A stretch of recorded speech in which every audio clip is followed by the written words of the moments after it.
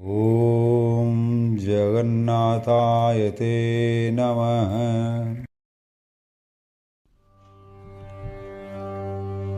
ॐ श्रीगुरुभ्यो नमः।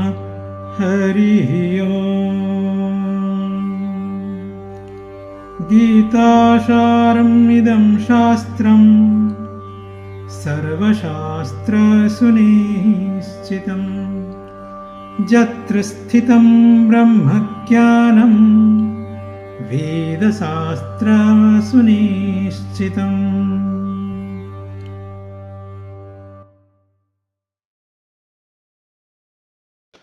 ॐ अरूपं स्वरूपं चैव अनन्तं पुरुषोत्तमम् अव्यक्तं विश्वरूपाय जगन्नाथाय ते नमः। जय जगन्नाथ। गीतार ବର୍ତ୍ତମାନ ଯିବା ରଣଭୂମିକି। ଆଉ ସେ ରଣଭୂମିରେ ବର୍ତ୍ତମାନ ଗୋଟେ ପଟେ କୌରବ ଗୋଟେ ପଟେ ପାଣ୍ଡବ ଠିଆ ହେଇଛନ୍ତି। ଆଉ ଗୀତା ବର୍ତ୍ତମାନ ସୁଦ୍ଧା ଆରମ୍ଭ ହେଇନାହିଁ। ପଛରେ ତ ଗୀତା ଆରମ୍ଭ ହେବ। ପ୍ରଥମରୁ ଆମେ ଦେଖିବା ଯେତେ ସୃଷ୍ଟିକ୍ରମ ଅଛି, ଆଗ ପ୍ରଥମ ଅନ୍ଧକାର ହିଁ ଆସେ, ତାପରେ ଆଲୋକ ଆସିଥାଏ। ଏଇଟା ହେଉଛି ସୃଷ୍ଟିର କ୍ରମ। ଆମେ ଯେଉଁ ଅର୍ଘ୍ୟମର୍ଷଣ ସୂକ୍ତ କରୁ ସନ୍ଧ୍ୟାବେଳେ ବସିକିରି ମାନେ ବ୍ରାହ୍ମଣମାନେ କରନ୍ତି ଋତୁଂ ଚ ସତ୍ୟଂ। ଏଠି ବହୁତ ସୁନ୍ଦର ଜିନିଷ। ଋତୁ ମାନେ ଯାହା ସ୍ୱାଭାବିକ ସତ୍ୟ। ନିଆଁ ଜଳିଲେ ଉପରକୁ ଉଠେ, ପାଣି ଢାଳିଲେ ତଳକୁ ଗଡ଼େ, ଏଇଟା ସ୍ୱାଭାବିକ ସତ୍ୟ, ନ୍ୟାଚୁରାଲ୍ ଟ୍ରୁଥ୍।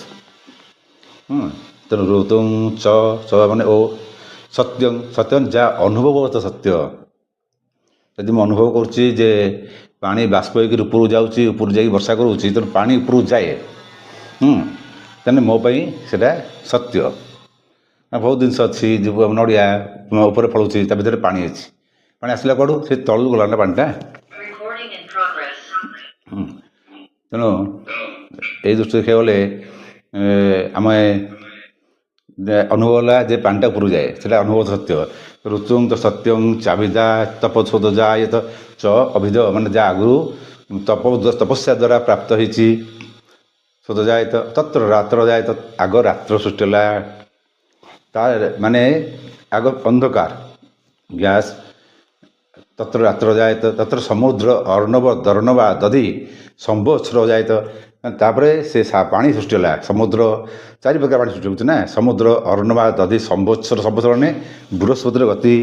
ଗୋଟେ ବିରାଟ ଏଇ ସୃଷ୍ଟିକ୍ରମ କହିଲା ଏଠି। ତାମାନେ ଆମେ ଏଠି ସେ ସୃଷ୍ଟିକ୍ରମ ଏଠି ଆଲୋଚନା କରିବା ସମୟ ନୁହଁ, ସମ୍ଭବ ନୁହଁ ଏଇଟା। ଆମେ ବର୍ତ୍ତମାନ ଦେଖିବା ଯେ ଏତିକି ଗ୍ୟାସ୍ରୁ ଲିକ୍ୱିଡ଼ ସଲିଡ଼, ମାନେ ଏଇ ହେଲା ଆମ ସୃଷ୍ଟିର ବେସିକ୍ କ୍ରମଟା। ସେ ଅନୁସାରେ ଆଗ ସାରା ଅନ୍ଧାର ସୃଷ୍ଟି ହୁଏ, ନେଗେଟିଭ୍ ଜିନିଷଟା ଆଗ ଆସିବ, ତାପରେ ପଜିଟିଭ୍ଟା ଆସିବ। ସେଇ କଥା ହେଇଛି ମା ଲକ୍ଷ୍ମୀଙ୍କ ଜନ୍ମ ସମୟରେ। କେମିତି? ଆଗ ଅଲକ୍ଷ୍ମୀ ଆସିଲେ, ଜନ୍ମ ହେଲେ, ବଡ଼ ଭଉଣୀ ଜ୍ୟେଷ୍ଠା, ତାପରେ ଲକ୍ଷ୍ମୀ ମା ଆସିଲେ। ତେଣୁ ଆଗ ଅନ୍ଧକାର। ତେଣୁ ଏଇ ଗୀତାରେ ମଧ୍ୟ ସେ ଦେଖନ୍ତୁ, ପ୍ରଥମେ ଅନ୍ଧକାରଟା ଆସିବ। ତେଣୁ ପ୍ରଥମେ ବାହାରିଛି କିଏ? ସେ ଆଗ ଅନ୍ଧ ବାହାରିଗଲା। କିଏ? ସେ ଧୃତରାଷ୍ଟ୍ର, ପୁରା ଅନ୍ଧ, ସବୁଥିରେ ସେ ଅନ୍ଧ। ତାପରେ ଦିବ୍ୟ ଦ୍ରଷ୍ଟା। ହଁ, ଗୋଟେ ଲୋକଙ୍କର ବହୁତ ଇଏ ଥିଲା ଯେ ଦିବ୍ୟ ଦୃଷ୍ଟି କ'ଣ? ଦିବ୍ୟ ଦୃଷ୍ଟି ହେଲା ଏଇଆ ଯେ ଯାହାକୁ ଦିବ୍ୟ ଦୃଷ୍ଟି ପ୍ରାପ୍ତ ହେଇଯାଏ, ସେ ଆଗତ ବର୍ତ୍ତମାନ ଭବିଷ୍ୟତ ଜାଣିବ। ସେ କୌଣସି ତାପରେ ଗୁପ୍ତ ରହିପାରିବ ନାହିଁ। ଦ୍ୱିତୀୟରେ କାହା ମନରେ ଯଦି କିଛି ଚିନ୍ତା କରେ, କାହା ମନରେ କ'ଣ ଚାଲୁଛି ସେ ଜାଣିଯିବ। ତେଣୁ ଅନ୍ୟର ମନ କଥା ବି ଜାଣିପାରିବ, ମାନେ କୂଟନୀତି ଭଲ ମନ୍ଦ ସବୁ ଜାଣିପାରିବ ସେ। ତେଣୁ ଏଠି କିନ୍ତୁ ସଞ୍ଜୟ ସବୁ ଜାଣିଲେ ମଧ୍ୟ ସେ ଯେତିକି ଦରକାର ସେତିକି କହିଛି, ବାକି ତକ କହିନାହିଁ। ଆଉ ଗୋଟିଏ ବହୁତ ଲୋକଙ୍କର ମୋତେ ପ୍ରଶ୍ନ ଆସିଥିଲା, ଗୀତା କେତେବେଳେ ଆରମ୍ଭ ହୋଇଥିଲା? ଯୁଦ୍ଧ ଆରମ୍ଭରୁ ନା ଯୁଦ୍ଧ ଶେଷରେ? ଯୁଦ୍ଧ ଆରମ୍ଭରୁ ଗୀତା ଆରମ୍ଭ ହେଇନାହିଁ। ଯୁଦ୍ଧ ଆରମ୍ଭରୁ ତାକୁ, ଇଏ ତ ଧୃତରାଷ୍ଟ୍ର ଅନ୍ଧ ନା, ସିଏ ତ ଭାବିଛି ଯେ ପିତାମହ ତ ଅଛନ୍ତି, ପିତାମହ ଥିଲା ପର୍ଯ୍ୟନ୍ତ ମୋର ସେ ବାହାର ନାହିଁ, ତା ଇଚ୍ଛା ମୃତ୍ୟୁଧାରୀ। ଏମିତି ମଧ୍ୟ ପିତାମହ ଖାଲି ପାଣ୍ଡବକୁ ରକ୍ଷା କରିବେ ତା ନୁହଁ, ପିତାମହ ମୋ ପିଲାମାନଙ୍କୁ ରକ୍ଷା କରିବେ। ସେ ପିତାମହଙ୍କ ବାହୁଳରେ ପୁରା ସମ୍ପୂର୍ଣ୍ଣ ନିର୍ଦ୍ୱନ୍ଦ୍ୱ ଥିଲା। ବାସ୍ତବିକ ଯୁଦ୍ଧ ବି ସେୟା ହେଲା। ବାସ୍ତବିକ 10 ଦିନ କାଳ ପିତାମହ ଭୀଷ୍ମ ଯୁଦ୍ଧ କଲେ 10 ଦିନ, କିନ୍ତୁ କୌଣସି କୌରବ ମରିନାହାନ୍ତି କି କୌଣସି ପାଣ୍ଡବ ମରିନାହାନ୍ତି। ତାଙ୍କର ଯେଉଁମାନେ ସୋଦର ମାନେ ସମ୍ପର୍କୀୟ ଲୋକ ଯେଉଁମାନେ ବନ୍ଧୁବାନ୍ଧବ ସେମାନେ ବି କିଛି କ୍ଷତି ହେଇନି। ଖାଲି ପିତାମହ ଭୀଷ୍ମ ଭାବିଥିଲେ ଏମିତି ଯୁଦ୍ଧ କରିବା, ଯାହାହେଲେ ଗୋଟେ ଲାଷ୍ଟ ଗୋଟେ କମ୍ପ୍ରମାଇଜ୍ କରି ସନ୍ଧି କରିକିରି ସମାଧାନ କରିଦେବା।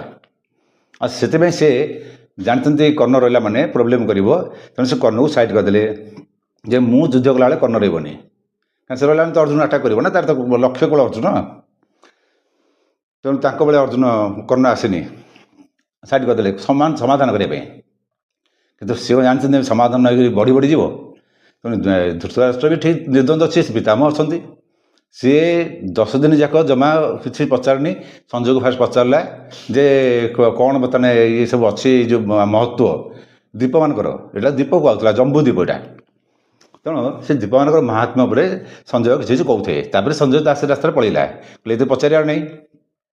ଯେତେବେଳେ ସଞ୍ଜୟ ଦେଖୁଥାଏ ପିତାମହ ରଥ ଉପରୁ ଖସି ପଡ଼ିଲେଣି ଶରବିଦ୍ଧ ହେଇକିରି, ସେତେବେଳେ ଆଉ ସଞ୍ଜୟ ସମ୍ଭାଳି ପାରିଲେନି, ଦୌଡ଼ିକି ଆସିଲା। ଆସିକିରି କହୁଛି ମହାରାଜ ମହାରାଜ ପିତାମହ ଭୀଷ୍ମ ରଥରୁ ଖସି ପଡ଼ିଲେଣି।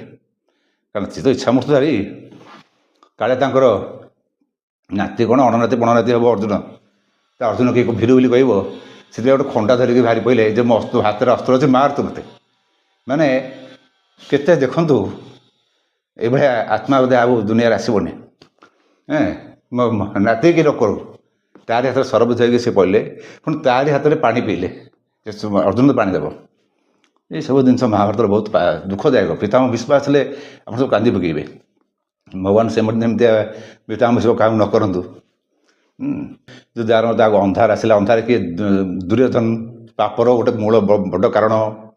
ପାପ ମାନେ ଅନ୍ଧାର, ଆଉ ପାପ ଆତ୍ମା ଆସିବ। ତେଣୁ ପାପ ଆତ୍ମା ଦେଖିକିରି ସେ ପାପ ଗୋଟେ କରିବାକୁ ଯାଉଛି, କାହାକୁ ଗୋଟେ ହେବା ପାଇଁ। ଆଉ ସେ ଦେଖୁଛି ପିତାମହ ପାଖକୁ ଯାଇ ଲାଭ ନାହିଁ। ତାର ଆକ୍ଚୁଆଲି କାହାକୁ ଲଭ୍ ଫଭ୍ ନାହିଁ, ଭଲ ପାଇବା ନାହିଁ, ସୋଦର ବାଦ ନାହିଁ। ତାର କାମ ଭଲ ହେଇଗଲା, ସେ ଭଲ। ତେଣୁ ସେ ଯାଇକିରି ଦ୍ରୋଣାଚାର୍ଯ୍ୟ ଗୋଟେ ହେଉଛି, ମୁଁ ସେଇଟା ଗଲା କ୍ଲାସ୍ରେ କହିଥିଲି। ଅକ୍ଷଣୀମାନଙ୍କ ବିଷୟରେ କହିଥିଲି ଯେ ଗୋଟେ ଗୋଟେ ଅକ୍ଷଣୀରେ କେତେ କେତେ ସେ ରଥ, ହାତୀ, ଘୋଡ଼ା ସବୁ ଆରୋହୀ ସୈନ୍ୟ ପଦାତିକ ରହିବେ। ଆଉ ସେ ବିଷୟରେ ଆଲୋଚନା କରିବାନି। ବର୍ତ୍ତମାନ ଭୂମି ନିର୍ଣ୍ଣୟ ହେଇଗଲା। ସେଇ ଭୂମିରେ ଆମର ବର୍ତ୍ତମାନ ଯୁଦ୍ଧ ଆରମ୍ଭ ପୂର୍ବରୁ ଯେମିତି ମିଲିଟାରୀ ଫୋର୍ସ ଫର୍ମେଟିଂ ହୁଏ, ବିଭିନ୍ନ ପ୍ରକାରର ଆଙ୍ଗେଲରେ ରହନ୍ତି, ସେମିତି ସବୁ ରହିଗଲେ ସଜ୍ଜିତ ହେଇକିରି କିଏ କେମିତି ବ୍ୟୂହ ରଚନା କଲା। ଏଠି ଶାସ୍ତ୍ର ମତରେ ବହୁତ ବିଭିନ୍ନ ପ୍ରକାର ମତଭେଦ ଆସୁଛି। କିଏ କହୁଛି ପାଣ୍ଡବଙ୍କର ବଜ୍ର ବ୍ୟୂହ ଥିଲା, କୌରବଙ୍କର ସର୍ବତୋମୁଖୀ ବ୍ୟୂହ ଥିଲା, କିଏ କହୁଛି ବ୍ୟୂହ ବିଭିନ୍ନ ପ୍ରକାର ଅଛି। ବ୍ୟୂହର ବର୍ଣ୍ଣନା ବି ଏତେ ସୁନ୍ଦର ଲେଖା ହେଇଛି, ଯଦି ବ୍ୟୂହଟାକୁ ଉପରୁ ଦେଖାଯାଏ ସେମାନେ ଲାଗିବ ଯେମିତି ଗରୁଡ଼ ବ୍ୟୂହ ମାନେ ପୁରା ଗରୁଡ଼ ଉଡ଼ିକି ଆସିଲା ଲାଗିବ। ସେମିତି ମଗର ବ୍ୟୂହ, ମକର ମାଛ ମାନେ ସାର୍କ ଭଳି ଦେଖିବ, ପୁରା ସାର୍କ ଭଳି ଦେଖାଯିବ।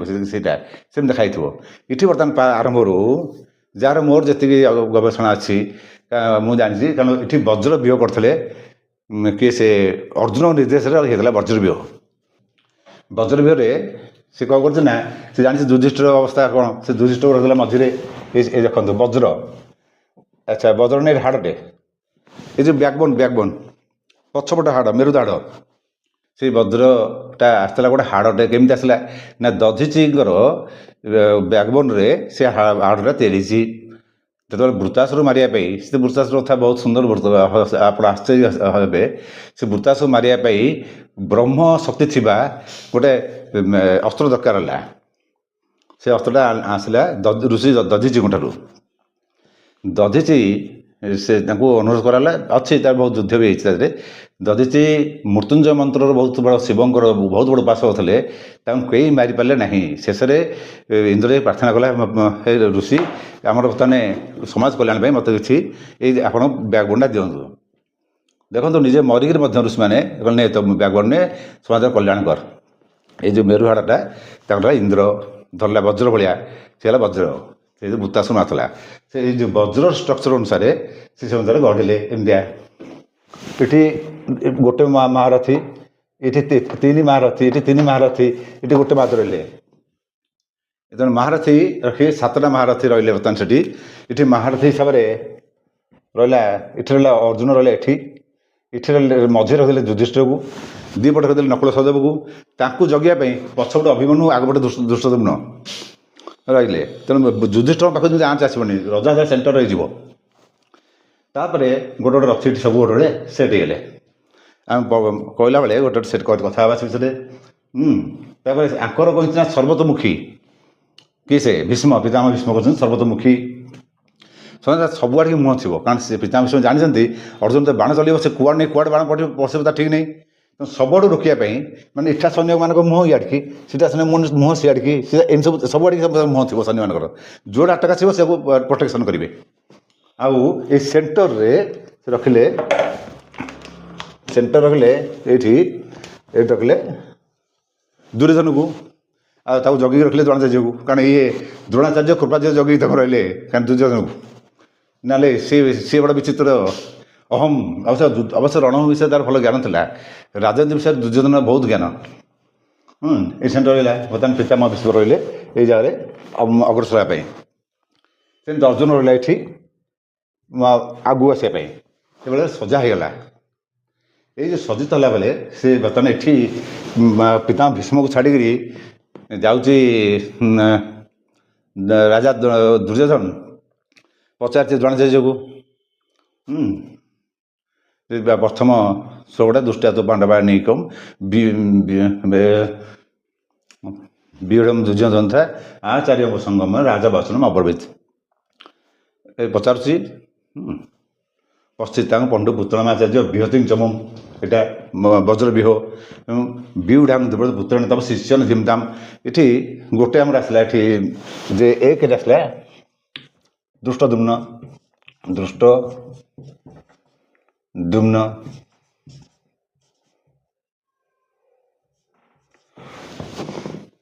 ଫାର୍ଷ୍ଟ ଆସିଲା ଧୃଷ୍ଟଦ୍ୟୁମ୍ନ।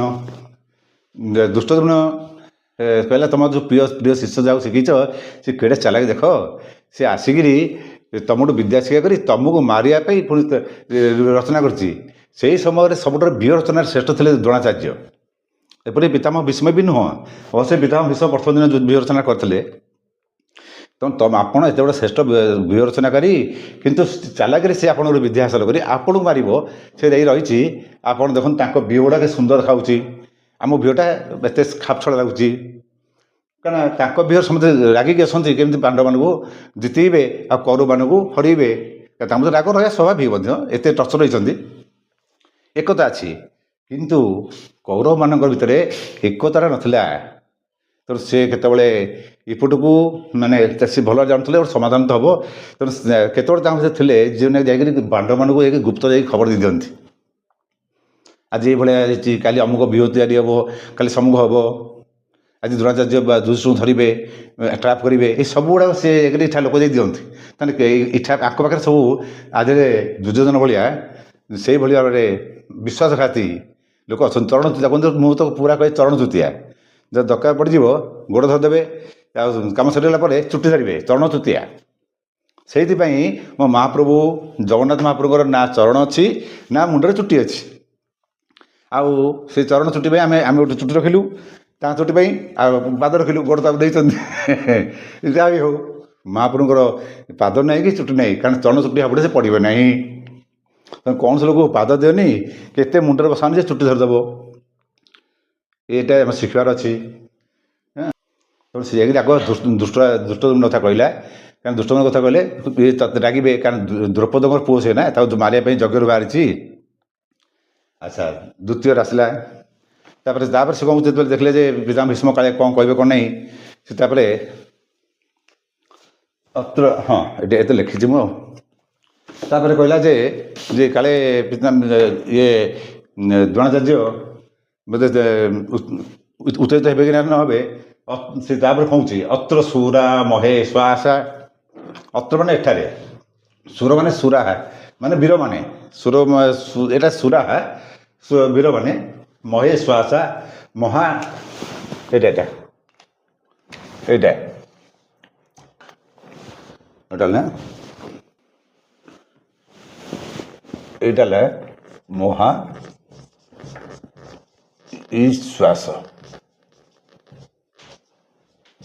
ବିଶ୍ୱ ମହା ଈଶ୍ୱାସ ମାନେ ବଡ଼ ଈଶା ମାନେ ଧନୁ। ଧନୁ ଧନୁ ଯେଉଁମାନେ ସବୁ ବଡ଼ ବଡ଼ ଧନୁ ଧରିଥାନ୍ତି ସେ ଧନୁ ଧରିକିରି ଯେଉଁ ବଡ଼ ବଡ଼ ଧନୁ ଧରିଥାନ୍ତି ମାନେ ତାକୁ ବଡ଼ ଧନୁ ହେଲେ ସେ ଆକର୍ଣ୍ଣ ମଧ୍ୟ ଟାଣିବେ ନା, ତାମାନେ ତାକୁ ଟାଣିବା ପାଇଁ ବହୁତ ବଳ ଦରକାର। ତେଣୁ ବଡ଼ ବଡ଼ ଧନୁ ଧରିଥିବା ବହୁତ ଯୋଦ୍ଧାକୁ ସେ ଦେଖିକିରି କହୁଛି ଅତ୍ର ସୁରା ମହେଶ୍ୱାସା ଭୀମାର୍ଜୁନ ସମାଧୁତି। ଭୀମଯୁକ୍ତ ଅର୍ଜୁନ, ଭୀମାର୍ଜୁନ ସମା ମାନେ ସମାଜ ସ୍କନ୍ଦ ମାନେ ସମାଜ ତାଙ୍କରି ଭଳିଆ ଯୋଦ୍ଧା। ଆପଣ ଭାବୁଛନ୍ତି ଖାଲି ଭୀମ ଅର୍ଜୁନ ଯୋଦ୍ଧା ଅଛନ୍ତି, ତାଙ୍କ ଭଳିଆ ଯୁଦ୍ଧି ମାନେ ତାଙ୍କ ଭଳିଆ ଯୋଦ୍ଧା ମଧ୍ୟ ଆଉ ଥରେ ଆହୁରି ଗୁଡ଼େ ଅଛନ୍ତି। କିଏ କିଏ ଅଛନ୍ତି ସେ କହୁଛି ଯୁଯୁଧାନ। ଯୁଯୁଧାନ ଦୁଇରେ ଆସିଲା ଆଉ ଗୋଟେ ନାଁ ନେଲା ଯୁଯୁଧାନ। ଏଠାରେ ଯାହାର ନାଁ ହେଲା ସାତ୍ୱକୀ, ସାତ୍ୟକୀ ହେଲା। ଏଇ ଯୁଯୁଧନ ଅର୍ଥ ହେଲା ସାତ୍ୟକୀ। ଏଇ ସାତ୍ୟକୀ ହେଉଛି ସେ ଯବନ ମାନଙ୍କ ଯାଦବ ବଂଶର। ସିଏ କ'ଣ କରୁଥିଲା ନା ଅର୍ଜୁନଠୁ ଧନୁବିଦ୍ୟା ଶିକ୍ଷା କରୁଥିଲା। ଯେତେବେଳେ ମହାପ୍ରଭୁ କହିଲେ ଯେ ମୋ ନାରାୟଣୀ ସେନାକୁ ମୁଁ ଦେଇଦେଲି ଦୁର୍ଯ୍ୟୋଧନକୁ, ସେ ସବୁଠି ମାନେ ଖୁସିର କଥା ଯଦୁବଂଶର ଆଉ ଗୋଟେ ସେ ଯୁଯୁଧାନ ଯିଏ ଯଦୁବଂଶ, ସେ ଯଦୁବଂଶର ଆଉ ଗୋଟେ ସିଏ ଆଉ ଗୋଟେ ଯୁଯୁଧାନ ଅଛି, ସେ ତାକୁ ନେଇ ପଳେଇଛି କିଏ ଦୁର୍ଯ୍ୟୋଧନ। ଇଏ ଯେଉଁ ଯୁଯୁଧାନ ଇଏ ଆଉ ଗୋଟେ ଯୁଯୁଧାନ, ସେଇ ତାଙ୍କର ସେଇ ଯଦୁବଂଶର। କିନ୍ତୁ ଇଏ ଅର୍ଜୁନର ଶିଷ୍ୟ ହିସାବରେ ରହିଗଲା। କହିଲେ ନାଇଁ ମୁଁ ଅର୍ଜୁନର ଶିଷ୍ୟ ହିସାବରେ ମୁଁ ସେପଟୁ ଯିବିନି, ନାରାୟଣ ସେନା ଯିବିନି, ମୁଁ ଅର୍ଜୁନର ଚେଲା ହିସାବରେ ଯିବି। ସେ କଥା ସେ କହୁଛି ଯେ ଦେଖ ଯେଉଁଠି ଅର୍ଜୁନର ଶିଷ୍ୟ ଅର୍ଜୁନ ପାଖରେ ରହୁଛି, ଆପଣ ଶିଷ୍ୟ ଦୁଷ୍ଟୋଦନ ଆପଣ ଛାଡ଼ିକି ଆପଣ ବିରୋଧରେ ଯାଉଛି। ଆଉ ଏଇ ଯୁଯୁଧାନ ଯେଉଁଠି ନାରାୟଣ ସେନା କହିକିରି ମୋତେ ସବୁ ତଥ୍ୟ ଦେଲେ, ଯଦୁବଂଶର ହେଇକି ମଧ୍ୟ ନାରାୟଣ ସେନା ହେଇକି ମଧ୍ୟ ସେ ଅଲଗା ହେଇକି ପଳେଇଲା ଆମକୁ ଛାଡ଼ିକିରି, ତାକୁ ଆମ ବିରୋଧରେ ଠିଆ ହେଲା। ତେଣୁ ତାଙ୍କ ପାଖରେ ଏମିତି ଏକତା ଅଛି, ଆମ ଭିତରେ ନାହିଁ। ଆଚ୍ଛା, ସିଏ ହେଲା ଅର୍ଜୁନ ଶିଷ୍ୟ। ଆଉ ବର୍ଷ ଏଇ ତ ଶେଷ ପର୍ଯ୍ୟନ୍ତ ରହିଛି, ମରିନି। ସାତ୍ୟକୀ ଶେଷ ପର୍ଯ୍ୟନ୍ତ ରହିଛି, ମରିନି। ଇଏ ସବୁ ଗୋଟେ ଗୋଟେ ମହାରଥୀ ଆସୁଛନ୍ତି। ତାପରେ ଦେଖିଲା ଇଏ କାଳେ ଆଉ ଗୋଟେ ତ ଟେଇବା କଥା ନା, ଗୋଟେ ସେ ଚୁପଚାପ ଶୁଣୁଥାନ୍ତି। ତାକୁ ହଁ ଆଉ ଗୋଟେ ଚାହିଁଲେ ତାର ମୁହଁ ବୁଲିଦେଲେ। ସେ କହି ଚାଲିଥିଲା ନାଇଁ ଇଏ ହେଲାନି, ଆହୁରି ଆଉ ଗୋଟେ କାହା କହିବା ବିରାଟ 3 ବିରାଟ ଯୁଯୁଧାନ ବିରାଟଶ୍ଚ ମାନେ ବିରାଟ ଯୁତ ଚ ବିସର୍ଗ ଚ ହେଇଗଲା। ହଁ, ଆଚ୍ଛା, ବିରାଟ ହେଲା ମତ୍ସ୍ୟ ଦେଶର ରାଜା, ଧାର୍ମିକ ରାଜା ଥିଲା। ତାର ଏଇଟା ବିରାଟ କଥା କହିଲେ ବହୁତ ଦୁଃଖ ଲାଗେ। ତାର 3ଟା ପୁଅ ଥିଲେ। ଗୋଟେ ଉତ୍ତରା, ଯିଏକି ଉତ୍ତରା ହେଉଛି ତାର ଝିଅ, ଯିଏକି ଅଭିମନ୍ୟୁକୁ ବିବାହ କରିଥିଲା। ଆଚ୍ଛା, ଉତ୍ତର ହେଉଛି ତାର ଗୋଟେ ପୁଅ, ଯାହାକୁ ଏଇ ଜନ୍ମରେ ପ୍ରଥମ ଦିନ ମାରିଦେଲା ଶୈଲ୍ୟ। ଛାଡ଼ନ୍ତୁ, ସେ ଯାହା ବି ହେଉ, ଉତ୍ତରା ଯିଏକି ଗୋଦନ ହରଣ ବେଳେ ଅର୍ଜୁନ ନେଇକି ଆସିଥିଲା, ତାପରେ ଅର୍ଜୁନ ସାର ଦେଇକିରି ଚଳିଲା, ଅର୍ଜୁନ ଯୁଦ୍ଧ କଲା। ସେ ହେଲା ଉତ୍ତର ଗୋଟେ, ଶ୍ଵେତ ଗୋଟେ, ଶଙ୍ଖ ଗୋଟେ। ଏ 3ଟା ପୁଅ ଥିଲେ ତାର। ସେ 3ଟା ଯାକ ପୁଅ ଅବଶ୍ୟ ମହାଭାରତ ଯୁଦ୍ଧରେ ମଲେ। ଆଉ ବିରାଟକୁ ତ ଦ୍ରୋଣାଚାର୍ଯ୍ୟ ମାରିଦେଲେ, ତାଙ୍କ ସବୁ ଏଣ୍ଟାର ବଂଶ ଲୋପ ପାଇଗଲେ। ଅଭିମନ୍ୟୁ ମରିଗଲା, ଆଉ ତାର ଝିଅ ବି ମରିଗଲା, ନାତିଟି ରହିଲା ପରୀକ୍ଷିତ। ତେଣୁ ବିରାଟ ହେଲା, ଦେଖନ୍ତୁ ଆପଣ ବିରାଟ ବେଳେ ଏଇ ଯେଉଁ ବିରାଟକୁ ଦେଖୁଛନ୍ତି, ଦେଖନ୍ତୁ ସିଏ ଠିଆ ହେଇଛି। ଏଇ ବିରାଟ ଦ୍ୱାରା ଆପଣଙ୍କର ଆମର ଯେଉଁ ଗୋଦନ ହରଣ ହେଇଥିଲା, ସେ ଗୋଦନ ହରଣ ବେଳେ ବୀର ସୁଶର୍ମାକୁ ଅର୍ଜୁନ ହରେଇକିରି ଆପଣ ସବୁ ବେହୋସ କରି ସମହନ ଶକ୍ତିରେ, ତାପରେ ସଶସ୍ତ୍ର ସହିତ ଲଜ୍ଜାର ସହିତ ଆପଣ ଫେରେଇଥିଲା ସମସ୍ତଙ୍କୁ। ତେଣୁ ତୁମେ ବି ତାଙ୍କ ଦେହରେ ଅଛ। ତାମାନେ ସେ କହୁନ ଯେ ତୁମେ ଡାଇରେକ୍ଟ ଅଛ ବୋଲିଆ, ସେ ମାନେ ତାମାନେ ପରାସ୍ତ କରିକିରି ମାରିନି, ଲଜ୍ଜା ଦେଇକି ତୁମକୁ ଛାଡ଼ିଥିଲା, ଫେରିକି ଆସିଥିଲା ହାରିକିରି। ସେଇଟା ତ କହିବନି, ତେଣୁ ସେଇଟା ଖାଲି ନାଁ ନେଇଗଲା ବିରାଟ, ଖାଲି ମନେ ପକେଇ ଦେଉଛି ସିଏ ଦ୍ରୋଣାଚାର୍ଯ୍ୟକୁ। ପଛରେ ଦ୍ରୋଣାଚାର୍ଯ୍ୟ ତାଙ୍କ ଦ୍ରୋଣ ପର୍ବରେ ସମସ୍ତେ ମାରିଦେଇଛନ୍ତି, ସମସ୍ତେ ମାରିଛନ୍ତି। କହିଲେ ସାତ୍ୱକୀ 3 ଜଣ ବସିଗଲେ, 3 ସେ 8, 8 3 11, 7 ଜଣ ମାରିଦେଇଛନ୍ତି ସେ ବଡ଼ ବଡ଼ ଯୋଦ୍ଧାକୁ। ଆଚ୍ଛା, ବିରାଟ। ତାପରେ ଆସିଲା ଦ୍ରୁପଦ। ଆଚ୍ଛା, ଦ୍ରୁପଦ କ'ଣ କରିଛି? ଦ୍ରୁପଦ ହେଲା ପାଞ୍ଚାଳ ଦେଶର ରାଜା। ଯେଉଁ ପାଞ୍ଚାଳୀ ତାର ନାଁ ଆକ୍ଚୁଆଲି 5 ଜଣ ବାହା ହେଇକରି ପାଞ୍ଚାଳୀ ହେଇନି, ବହୁତ ଲୋକଙ୍କ ଧାରଣା ସେ 5 ପାଣ୍ଡବ ବାହା ହେଇଥିବ, ତା ନାଁ ପାଞ୍ଚାଳୀ। ତା ନୁହେଁ, ସେ ଯେଉଁ ଦ୍ରୁପଦ ଆଉ ଗୋଟେ ଆସିଲା। ତାପରେ ଦ୍ରୁପଦ 4,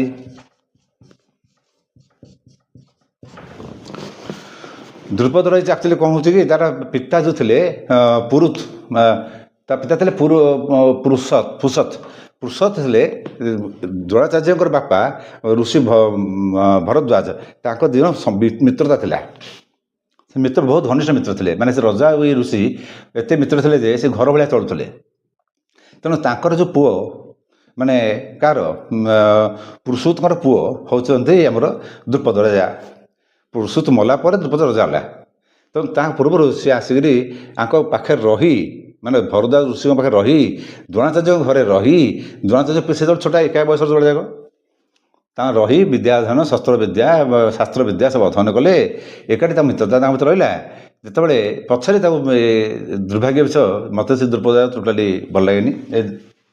ଦ୍ରୁପଦ ଯାଇକି ତାପରେ ତ ଅପମାନ କରିছে, ସେ ଅଲଗା କଥା। ସେ ଅପମାନର ପ୍ରତିଶୋଧ ନେବା ପାଇଁ ଆସିକରି ପାଣ୍ଡବମାନଙ୍କୁ ଶିଖେଇଥିଲେ ଦ୍ରୋଣାଚାର୍ଯ୍ୟ।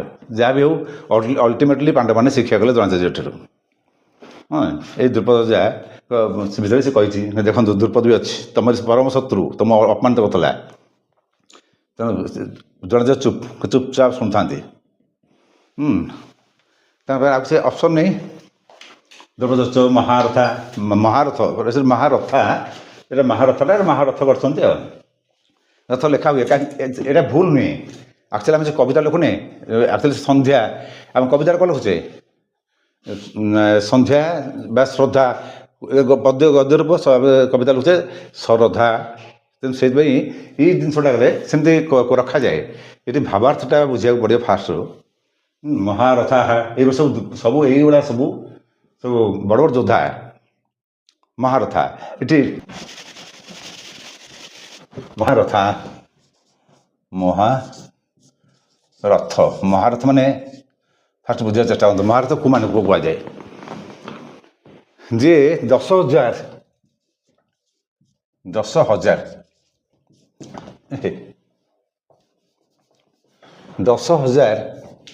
ଯୋଦ୍ଧାମାନଙ୍କୁ ପରାସ୍ତ କରିପାରେ ଏକା, ସିଏ ହେଲେ ମହାରଥ ବା ମହାରଥ। 10,000 ସୈନ୍ୟକୁ ସେ ଏକା ମାରିପାରିବ। ଆଚ୍ଛା, ଦ୍ୱିତୀୟରେ ଆମର ଯେଉଁମାନେ ଅସଂଖ୍ୟ ଅଗଣିତ ଯୋଦ୍ଧାମାନଙ୍କୁ ନଡ଼ିକି ଏକା ନଡ଼ି ପାରନ୍ତି ସେମାନଙ୍କୁ ଅତିରଥ କୁହାଯାଏ। ଅତିରଥୀ ଏଇଟା ସବୁ ମହାରଥୀ କରିଦେବ ଆମ ଓଡ଼ିଆରେ। ମହାରଥୀ ସେମାନେ ଅତିରଥୀ। ତାପରେ ଯେଉଁମାନେ ସବୁ 1000 ସୈନ୍ୟକୁ ଭିତରେ 1000 ସୈନ୍ୟକୁ ପରାସ୍ତ କରନ୍ତି ସେମାନେ ହେଲେ ରଥୀ। ଯେଉଁମାନେ 1000ରୁ କମ୍ ସୈନ୍ୟ ସାଙ୍ଗେ ଯୁଦ୍ଧ କରନ୍ତି ସେମାନେ ହେଉଛି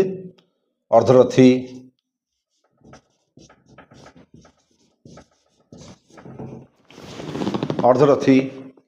ଏଇସବୁ ଗୁଡ଼ାକ ତାର ସବୁ କ୍ରମ ରହିଛି।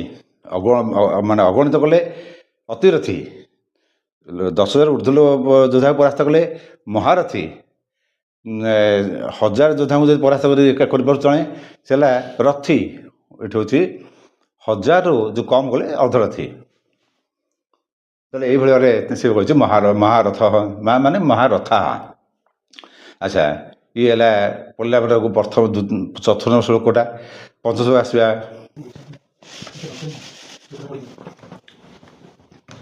ହେଲେ 5, ଏଇଟା ଗୋଟେ 5 ଆସିଲା କ'ଣ? ଦୃଷ୍ଟ କେତୁ।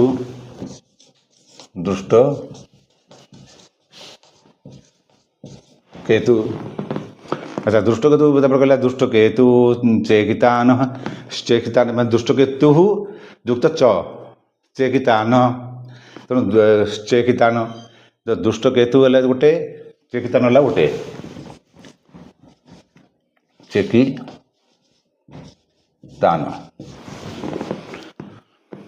ଏ ଯୋଡ଼େ ରଜା କଥା କହିଲା ସେ ମିଶିକିରି। ଦୃଷ୍ଟକେତୁ ଚେକିତାନ। ଦୃଷ୍ଟକେତୁ କିଏ ନା ଚେଦି ରାଜା ଯେଉଁ ଥିଲା, ଶିଶୁପାଳ ଯେଉଁ ରାଜ୍ୟର ରଜା ଥିଲା। ଶିଶୁପାଳର ଗୋଟେ ଭଲ ଗୁଣ ଥିଲା, ତା ଭଲ ରଜା ଥିଲା, କିନ୍ତୁ ତାଙ୍କ ପ୍ରଜାମାନେ ଶାନ୍ତିରେ ଥିଲେ। ପୁଅ କୃଷ୍ଣ ତ ମାଉସୀ ପୁଅ ନା। ଆଉ ଦୃଷ୍ଟକେତୁ ହେଉଛି ସେଇ ଚେକି ଦେଶର ଶିଶୁପାଳଙ୍କର ପୁଅ। ସେଥିପାଇଁ ସେ କହିବା ପଥର ଉଦ୍ଦେଶ୍ୟ ହେଲା ଦେଖନ୍ତୁ ବାପ ଶିଶୁପାଳକୁ ଯେଉଁ ରାଜସ୍ୱ ଯଜ୍ଞ କରିଥିଲେ ଯୁଧିଷ୍ଠିର ସେଠି ସ୍ୱୟଂ କୃଷ୍ଣ ତାକୁ ଚକ୍ରରେ ତା ମୁଣ୍ଡ କାଟିକି ମାରିଲେ ସମସ୍ତେ ଆଗରେ, କିନ୍ତୁ ତା ପୁଅ ଆସିକିରି କୃଷ୍ଣଙ୍କ ସହାୟତା କରୁଛି। ଏଡ଼େ ମୂର୍ଖ ଏଇଟା, ବାପର ପ୍ରସାଦ ଲାଭ କରି ତାକୁ ସାହାଯ୍ୟ କରୁଛି। ତାଙ୍କ ଭିତରେ ଏମିତି ଅଛି ଲୋକ 70 ଟଙ୍କା ଆସିକି ତା ସାହାଯ୍ୟ କରୁଛନ୍ତି ତାକୁ। ତାପରେ ଦେଖଉଛି ଚେକିତାନ ବୃଷବଂଶୀୟ, ମାନେ ସେ ଗୋଟେ ସେନାପତି ବି ଥିଲା ନା, ଏଇ ଯେଉଁ ବଜ୍ରବିହର ଗୋଟେ ସେନାପତି ଥିଲା, 7ଟା ସେନାପତି ଥିଲେ ଦୁଇପଟେ। ମୁଖ୍ୟ ସେନାପତି ଥିଲେ ଦୁଷ୍ଟଦ୍ୟୁମ୍ନ, ଆଉ ରକ୍ଷକ ମାନେ ସେନା ରକ୍ଷକଟା ବେଖଡ଼ କରୁଥିଲା ଭୀମ। ତେଣୁ ତାଙ୍କ ସବୁ ସେଇଭଳିଆ ସେଟିଂ କରାଯାଇଥିଲା। ତେଣୁ ଏଇଟା ବୃଷ୍ଣି ବଂଶୀୟ ରାଜା ଥିଲେ, ବୃଷ୍ଣି ଯାଦବ। ତା ରାଜା ଭିତରେ ଟିକେ ଅଛି ସେକ୍ସନ ୱାଇଜ୍। ସେ ଯାଦବ ସେନା, ଇଏ ଗୋଟେ ଯାଦବ ସେନା, ଇଏ ମଧ୍ୟ ଦେଖ କେମିତି ମୋ ପାଖକୁ ନ ଆସିକିରି ଇଏ ଧ୍ରୁବ ଆଚରଣ କରିକିରି ମୋ ନାରାୟଣୀ ସେନାରୁ ବାହାରିକି ଯାଇକିରି ଯାଦବ ହେଇକି ଯାଇ ତାଙ୍କ ଘରେ ଅଛି। କେଉଁ ଭାବରେ ସେ ଇଏ ଟେଉଛି। ଆଚ୍ଛା, ତାପରେ ଆସିଲା କାଶୀରାଜ ଦୁଷ୍ଟକେତୁ ଚେକିତାନ କାଶୀରାଜଶ୍ଚ ବୀର୍ଯ୍ୟବାନ। ଏସବୁ ବୀର୍ଯ୍ୟବାନ ବଳବାନ। ଏଠି 7 କାଶୀରାଜ।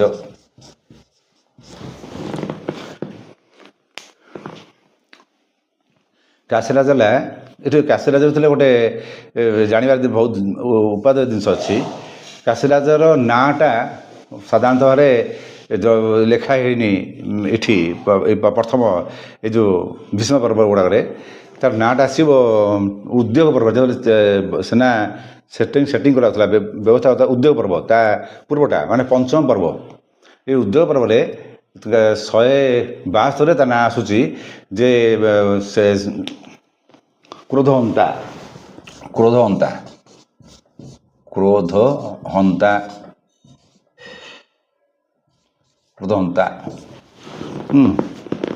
ଆଉ ସେନାବିନ୍ଦୁ ବି ଗୋଟେ ଆସେ ସେଇଠି ସେନାବିନ୍ଦୁ।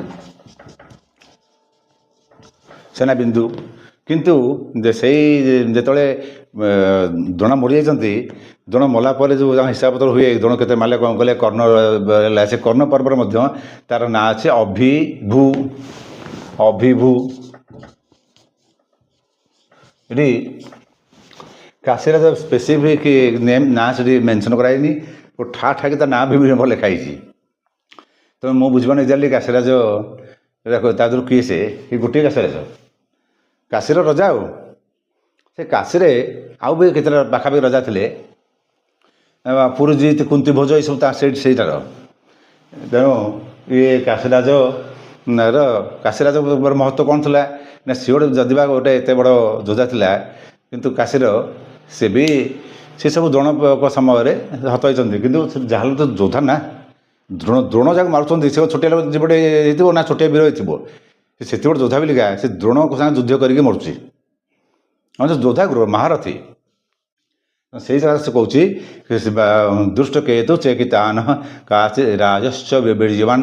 ଏସବୁ ବୀର୍ଯ୍ୟବାନ ବଳବାନ ସବୁ ଥିଲେ। ପୁରୁଜିତ କୁନ୍ତିଭୋଜଶ୍ଚ। ପୁରୁଜିତ ଏଇଠି 8 ପୁରୁଜିତ 9 କୁନ୍ତିଭୋଜ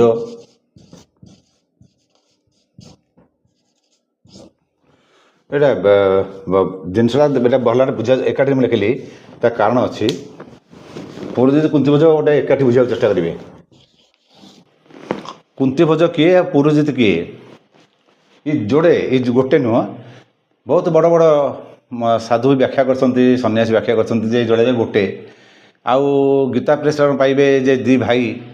କିନ୍ତୁ ଯେଉଁଟା ମୁଁ ଆପଣମାନଙ୍କୁ କହୁଛି ସେଇ ଶାସ୍ତ୍ରରେ ଅଛି, ଶାସ୍ତ୍ର ବି ତ ମୁଁ କିଛି କହିବିନି, ଶାସ୍ତ୍ରରେ ଅଛି ଯେ ପୁରୁଜିତ ଆଉ କୁନ୍ତିଭୋଜ କିଏ। କୁନ୍ତିଭୋଜ ହେଲେ ଦେଖନ୍ତୁ ଭଗବାନ ଶ୍ରୀକୃଷ୍ଣଙ୍କର ପିତାମହ, ମାନେ ପିତାଙ୍କର ପିତା।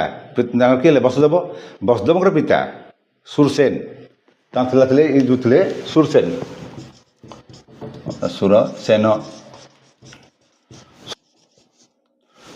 ସୁରସେନ ଏଇ ଯେଉଁ ସୁରସେନଙ୍କର ଆଉ ମିତ୍ର ବହୁତ ବଡ଼ ମିତ୍ର ଥିଲେ କୁଷ୍ଟଙ୍କର ପିତାମହ ସୁରସେନ। ତାଙ୍କର ଯେଉଁ ରାଜା ମାନେ କୁନ୍ତି ରାଷ୍ଟ୍ରର ଯେ ରାଜା ଥିଲେ କୁନ୍ତି ଭୋଜ ଥିଲେ। କୁନ୍ତି ଭୋଜ ସନ୍ତାନହୀନ ନଥିଲେ, ତେଣୁ ସେ ତାଙ୍କର ଯେହେତୁ ବନ୍ଧୁତା ଥିଲା ତେଣୁ ସିଏ କହିଥିଲେ ଯେ ତୋର ଯାହା ହେବ ମୋତେ ଦେବୁ। ସେ ବି କହିଥିଲା ହଁ ଯାହା ହେବ ମୁଁ ଦେବି, ମାନେ ପୁଅ ହଉ କି ଝିଅ ହଉ ତ ଦେଇଦେବି। ସେଠୁ ଏଇ ଆଙ୍କଠାରୁ ଆକ୍ଚୁଆଲି ଜନ୍ମ ହୋଇଥିଲେ ପୃଥା ମାନେ କୁନ୍ତି, ଯାହାର ନାଁ ହେଲା କୁନ୍ତି, ଜାଣିଥିଲା କୁନ୍ତି। ଏଇ ଯେଉଁ ସୁରସେନଙ୍କ ଝିଅ ହେଲା ପୃଥା, ସେ ଯା ଜନ୍ମରୁ ତାକୁ ଟେକିଦେଲେ କୁନ୍ତି ଭୋଜକୁ। ତେଣୁ କୁନ୍ତି ଭୋଜ ହେଲା କ'ଣ କୁନ୍ତିଙ୍କର ବାପ, ଇଏ ହେଲା କୁନ୍ତିଙ୍କ ବାପ। ସେ ପୃଥାକୁ ପାଇଲା ପରେ କାର କୁନ୍ତି ଭୋଜଙ୍କର ଗୋଟେ ସନ୍ତାନ ଜାତ ହେଇଥିଲା, ସେ ହେଲା ପୁରୁଜିତ। ଏଇ ପୁରୁଜିତ ହେଲେ ତାଙ୍କ ପୁଅ। ତାହେଲେ ପୁରୁଜିତ ହେଉଛି କୁନ୍ତିଙ୍କର ଭାଇ, ମାନେ ହେଲା ଭାଇ। କିଏ ସେ ପୁରୁଜିତ, ଇଏ ହେଲା ବାପ, କୁନ୍ତିଙ୍କର ବାପ, ଇଏ ବାପ। ତେଣୁ ବାପ ଆଉ ପୁଅ ଏ ଦୁଇ ଜଣ ହେଲେ।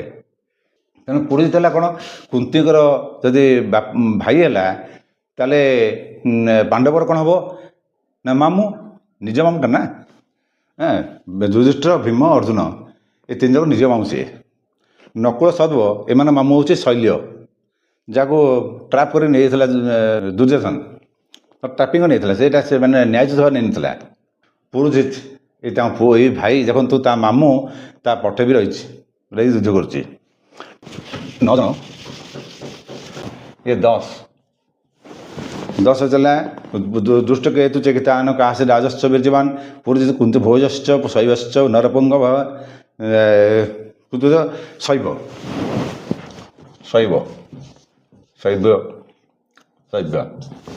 ସର୍ବର ଜଣେ ଧର୍ମରାଜ ଯୁଧିଷ୍ଠିରଙ୍କର ଶ୍ୱଶୁର। ଆପଣ ଏଠି ଶ୍ୱଶୁର ଶୁଣିଲେ ଆଶ୍ଚର୍ଯ୍ୟ ହେବେ। ଯୁଧିଷ୍ଠିରଙ୍କର ଆଉ ଗୋଟେ ବି ପତ୍ନୀ ଥିଲେ, ଯାହାକୁ ପ୍ରାୟ ଲୋକ ଜାଣନ୍ତିନି। ତାଙ୍କ ନାଁ ହେଲା ଦେବିକା। ଏଇଟା ଯୁଧିଷ୍ଠିରଙ୍କର ଏଇଟା ଯୁଧିଷ୍ଠିରଙ୍କର ଆଉ ଗୋଟେ ପତ୍ନୀ ଥିଲା, ସେ ହେଲା ଦେବିକା। ସିଏ ମଧ୍ୟ ଏଥିରେ ଭାଗ ନେଇଛନ୍ତି। ଏଇମାନଙ୍କୁ ଯେଉଁମାନେ ଦେଖାଉଛି ଦୁର୍ଯ୍ୟୋଧନ, ଦ୍ରୋଣ ପର୍ବ ବେଳକୁ ଭୀଷ୍ମ ତ କାହାକୁ ମାରିନାହାନ୍ତି, ସମାଧାନ କରିବା ମୁଣ୍ଡ ଥିଲେ। ଦ୍ରୋଣ ପର୍ବରେ ଦ୍ରୋଣ ମଧ୍ୟ ସମାଧାନ କରିବା ଚାହୁଁଥିଲେ, କିନ୍ତୁ ଏମାନେ ସବୁ ମାରିଛନ୍ତି। ଏ ଶୈବ ମରିଯାଇଛି ଦ୍ରୋଣ ହାତରେ। ଆଚ୍ଛା, ତାପରେ ସିଏ ମଧ୍ୟ ଅଛି। ଦେଖନ୍ତୁ ଷ୍ଟେପ୍ ବାଇ ଷ୍ଟେପ୍ କେମିତି ସେ କହୁଛି, ମାନେ ଇଣ୍ଟେନସନାଲି ସେ ତା କେତେ ବ୍ରେନ୍ ସାର୍ପ ଅଛି, ଷ୍ଟେପ୍ ବାଇ ଷ୍ଟେପ୍ ନେଇ କହୁଛି କେତେ ଜିନିଷ ମନେ ରଖିକିରି। ତାପରେ ହେଲା 11। ଆଉ କିଏ ରହିଲେ? ଯୁଧା ମନ୍ୟୁଶ୍ଚ ବିକ୍ରାନ୍ତ ଉତ ମୌର୍ଯ୍ୟାଶ୍ଚ ବୀର୍ଯ୍ୟବାନ। ଆଚ୍ଛା, ଏଠି ଯୋଡ଼େ ପୁରୋଜିତ କୁନ୍ତିଭୋଜଶ୍ଚ ଶୈବଶ୍ଚ ନରପୁଙ୍ଗବ। ନରପୁଙ୍ଗ ମାନେ ନରମାନଙ୍କ ଭିତରେ ଶ୍ରେଷ୍ଠ ନର, ମାନେ ଭଲ ଲୋକ, ଧାର୍ମିକ ଲୋକ, ଲୋକମାନଙ୍କୁ ମାନନ୍ତି, ସମ୍ମାନ ଦିଅନ୍ତି, ଭଲ ଲୋକ ହିସାବରେ। ନରଶ୍ରେଷ୍ଠ ଯୋଦ୍ଧା ମଧ୍ୟ ବି।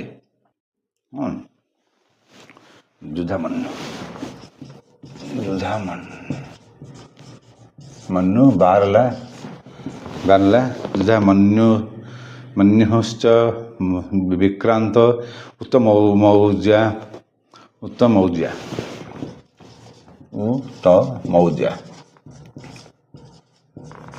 ଏ ଯୋଡ଼େ ରାଜାଙ୍କର ନାଁ।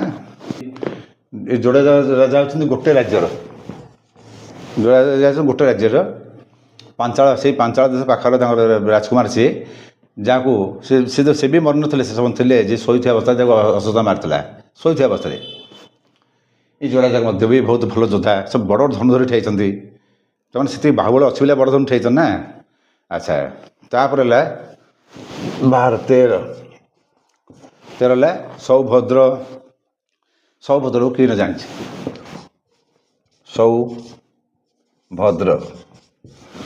ସୁଭଦ୍ରାରୁ ସୌଭଦ୍ର, ସୌଭଦ୍ରକୁ କିଏ ନ ଜାଣିଛି? ଏ ସୌଭଦ୍ର ହେଲା ଅଭିମନ୍ୟୁ।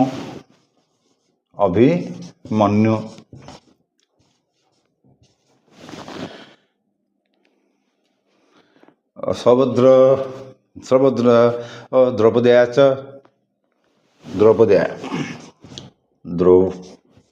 ଓ ଦେୟା ଦେହା। ଅଭିମନ୍ୟୁ ହେଲା ସୁଭଦ୍ରାଙ୍କ ପୁତ୍ର, ତେଣୁ ସୌଭଦ୍ର। ଆଉ ଅଭିମନ୍ୟୁ ଯେଉଁଭଳିଆ ମରାଯାଇଛି ସେ ସମସ୍ତେ ଜାଣିଛନ୍ତି, ତାଙ୍କୁ କହିବା ଦରକାର ନାହିଁ। ସେ ତାଙ୍କ ତା ଭଳିଆ ଯୋଦ୍ଧା ସତ ହେଲେ କେହି ବି ନଥିଲେ। ସେ ଯଦି ବି ଥିଲା ତାହେଲେ ସେ ଭୀଷ୍ମ ଥିଲେ।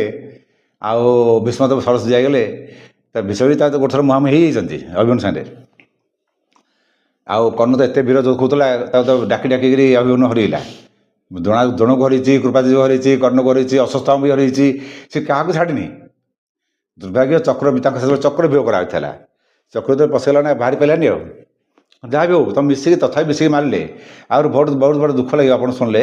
ସେସବୁ ଥିଲା ଦୁଃଶାସନର ପୁଅ ଆସିଲା, ତା ମୁଣ୍ଡଟା ଯାହା ଥିଲା ସେ ମୁଣ୍ଡକୁ ଦେଲା ଗଦାର ପାହାଡ଼ ଯେ ମୁଣ୍ଡଟା ଚୁନଚୁନି ଗଲା। ମାନେ ଏମିତି ଅତ୍ୟାଚାରରେ ବାଛନ୍ତି ଖିଣିବିନିକିରି। ଆଉ ମାନେ ସେଇଟା ନ କହିବା ଭଲ। ଆପଣ ଯଦି ସେଠି ଫିଲ୍ କରିବେ ନା, ଆପଣ ସମ୍ଭାଳି ପାରିବେନି। ତା ଯେଉଁଭଳିଆ ବର୍ଣ୍ଣନା କରାଯାଇଛି, ମହାଭାରତରେ ସୁନ୍ଦର ବର୍ଣ୍ଣନା ଅଛି। ଆଉ ଛାଡ଼ି ଦିଅନ୍ତୁ, ଆମେ ସେ ଦ୍ରୌପଦୀ ସୌଭଦ୍ର ହେଲା 13ଟା। ଆଉ ଦ୍ରୌପଦୀଙ୍କର 5ଟା ପୁଅ।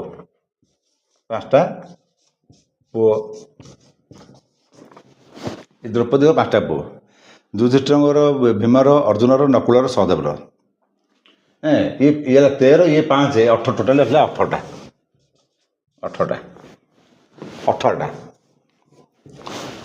ମୋଟ ସଂଖ୍ୟା ହେଲା 18ଟି। ସେ କ'ଣ କହୁଛି, ଦ୍ରୌପଦୀର କିଏ କିଏ ଅଛନ୍ତି ବୋଲେ ପ୍ରତିବିନ୍ଧ୍ୟ, ଆଉ ଗୋଟେ ହେଲା ସୁତ ସୋମ, ଆଉ ଗୋଟେ ହେଉଛି ସୁତ କର୍ମା, ଆଉ ଗୋଟେ ସୁତା ନିକ, ଆଉ ଗୋଟେ ସୁତ ସେନ। ଏଇଟା ହେଲା ସୁତ ସୋମ, ସେ ହେଲା ସୁତ ସେନ। ଏ 5ଟା ପୁଅ ଥିଲେ। ସେ ବି ଶେଷ ପର୍ଯ୍ୟନ୍ତ ବଞ୍ଚିଥିଲେ।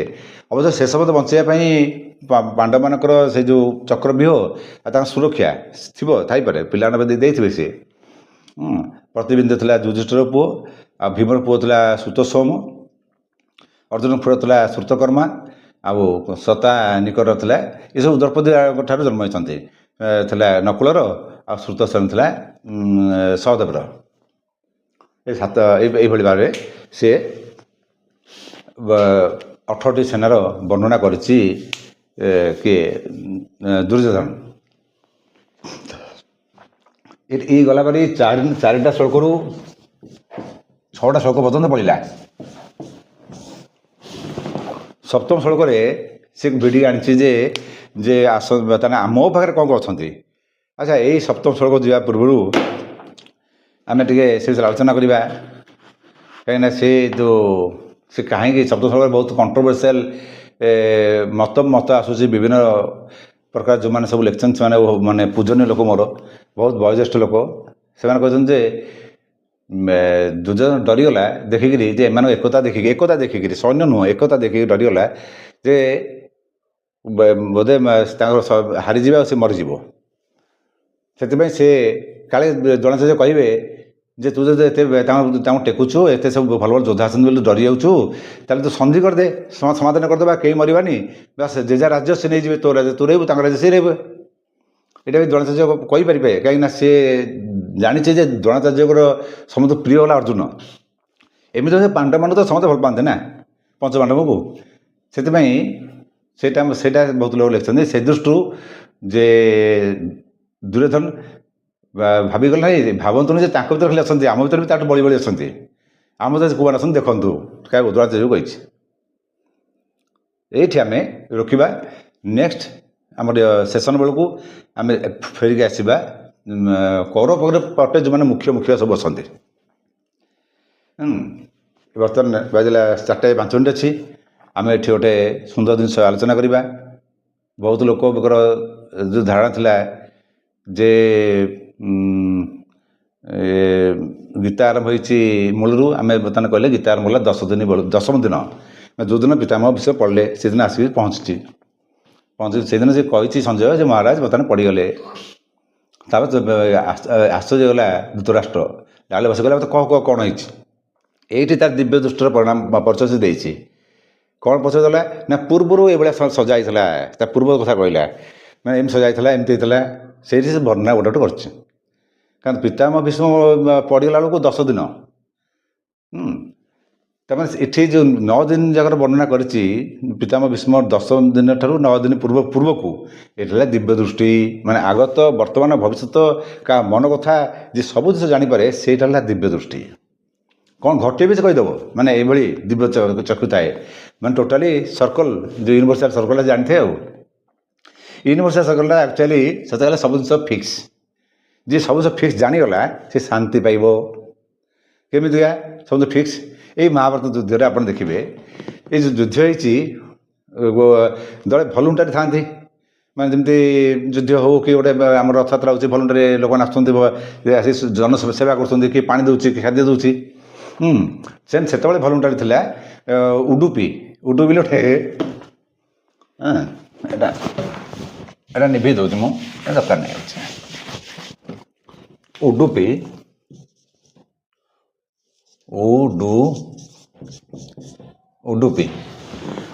ବୋଲି ଗୋଟେ ରଜା ଥିଲା, ତା ସୈନ୍ୟମାନଙ୍କୁ ଧରିକି ଆସିଲା। ସେ କ'ଣ କଲେ ଯେ ମୁଁ ରୋଷେଇ କରିକି 2 ଜଣ ଖାଇବାକୁ ଦେବି। କାହାକୁ? ପାଣ୍ଡବ ସୈନ୍ୟକୁ ଆଉ କୌରବ ସୈନ୍ୟକୁ। ଚିନ୍ତା କରନ୍ତୁ କେତେ ସୈନ୍ୟ ଗୋଟେ ଛାଉଣିରେ, ହାତୀ, ଘୋଡ଼ା, ରଥୀ, ପଦାତିକ ସବୁ ଅଛନ୍ତି। ଏମିତି 11, ଇଏ ପୁଣି ଇଏ ବି ଦେଖନ୍ତୁ 18, 11 ଇଏ ହେଲା 7 18 ଅକ୍ଷୌଣୀ ସୈନ୍ୟ। ତା ଦେହରେ ସେମାନେ ଗାଈ, ତା ଦେହରେ ସେମାନଙ୍କର ହାତୀ ଆଉ ଘୋଡ଼ାମାନଙ୍କୁ ମଧ୍ୟ ଖାଦ୍ୟ ଦେବା ଦରକାର ଅଛି, ନହେଲେ ସେମାନେ ରଥ ଟାଣିବେ କେମିତିଆ, ତାପରେ ବସି ଯୁଦ୍ଧ କରିବେ କେମିତିଆ, ସେମାନେ ଖାଇବେ ନା। ତେଣୁ ଉଡୁପି ସମସ୍ତେ ଦାୟିତ୍ୱ ନେଲା। ସେ ଦାୟିତ୍ୱ ନେଲା ଯେ ସବୁଠୁ ଇଣ୍ଟରେଷ୍ଟିଂ କଥା, ତାର କିଛି ଖାଦ୍ୟ ନଷ୍ଟ ହୁଏନି, ସେ ସମାନକି ରାନ୍ଧେ। ତାହେଲେ କେମିତି ସମାନକି ରାନ୍ଧିଲା? ସେ କ'ଣ କରେ ନା, ମାନେ ଆଜି ଯୁଦ୍ଧ ହେବ, ତା ସନ୍ଧ୍ୟାବେଳେ ଆସିବ, ଆସିକରି କ'ଣ ନା କୃଷ୍ଣଙ୍କୁ ବାଦାମ ଦେବ।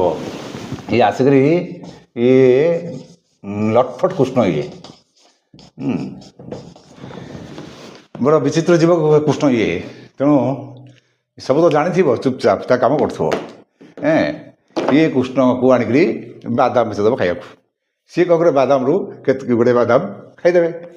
ସେ ଯେତିକିରେ ଖାଇଦେବେ, ସେ ଜାଣିଯିବେ ଯେ ଆସନ୍ତାକାଲି ସେତିକି ସୈନ୍ୟ ମରିଯିବେ, ମାନେ ସେତିକି ଲୋକ ରହିବେନି, ମରିଯିବେ। ତାମାନେ ଆଗୁଆ କୃଷ୍ଣ ଜାଣୁଛନ୍ତି ମୁଁ ଏତିକି ଲୋକକୁ ମାରିଦେବି, ମାନେ କାଳ, ମହାକାଳ। ସିଏ ମହାକାଳ, ଏଇଟା କହିଛନ୍ତି ଭଗବାନ କୃଷ୍ଣ ବିଶ୍ୱର ପରେ ଯେ ମୁଁ କାଳ ହୁଁ, ମହାକାଳ। ତେଣୁ ଖାଲି ମହାକାଳ ଶିବ ସେମିତି ନାହିଁ, ଶିବ ମହାକାଳ। ସିଏ କାଲି ଏତିକି ଲୋକ ମରିବେ, ତେଣୁ ସେତିକି ଲୋକର ସେ ବାଦାମ ଖାଇଥିବେ, ତାକୁ ଗଣନା କରିକିରି ଉଡିକି ରୋଷେଇ କରିଥିବ। ତାମାନେ ପୂର୍ବରୁ ଫିକ୍ସ, କିଏ ମରିବ, କିଏ ବଞ୍ଚିବ, କ'ଣ କରିବ। ଆମେମାନେ ଆଜି ବସିବା, ଏଇ ସମୟରେ ବସିବା, ଏମିତି ବସିବା, ଏମିତି କଥା ହେବା, ଫିକ୍ସ।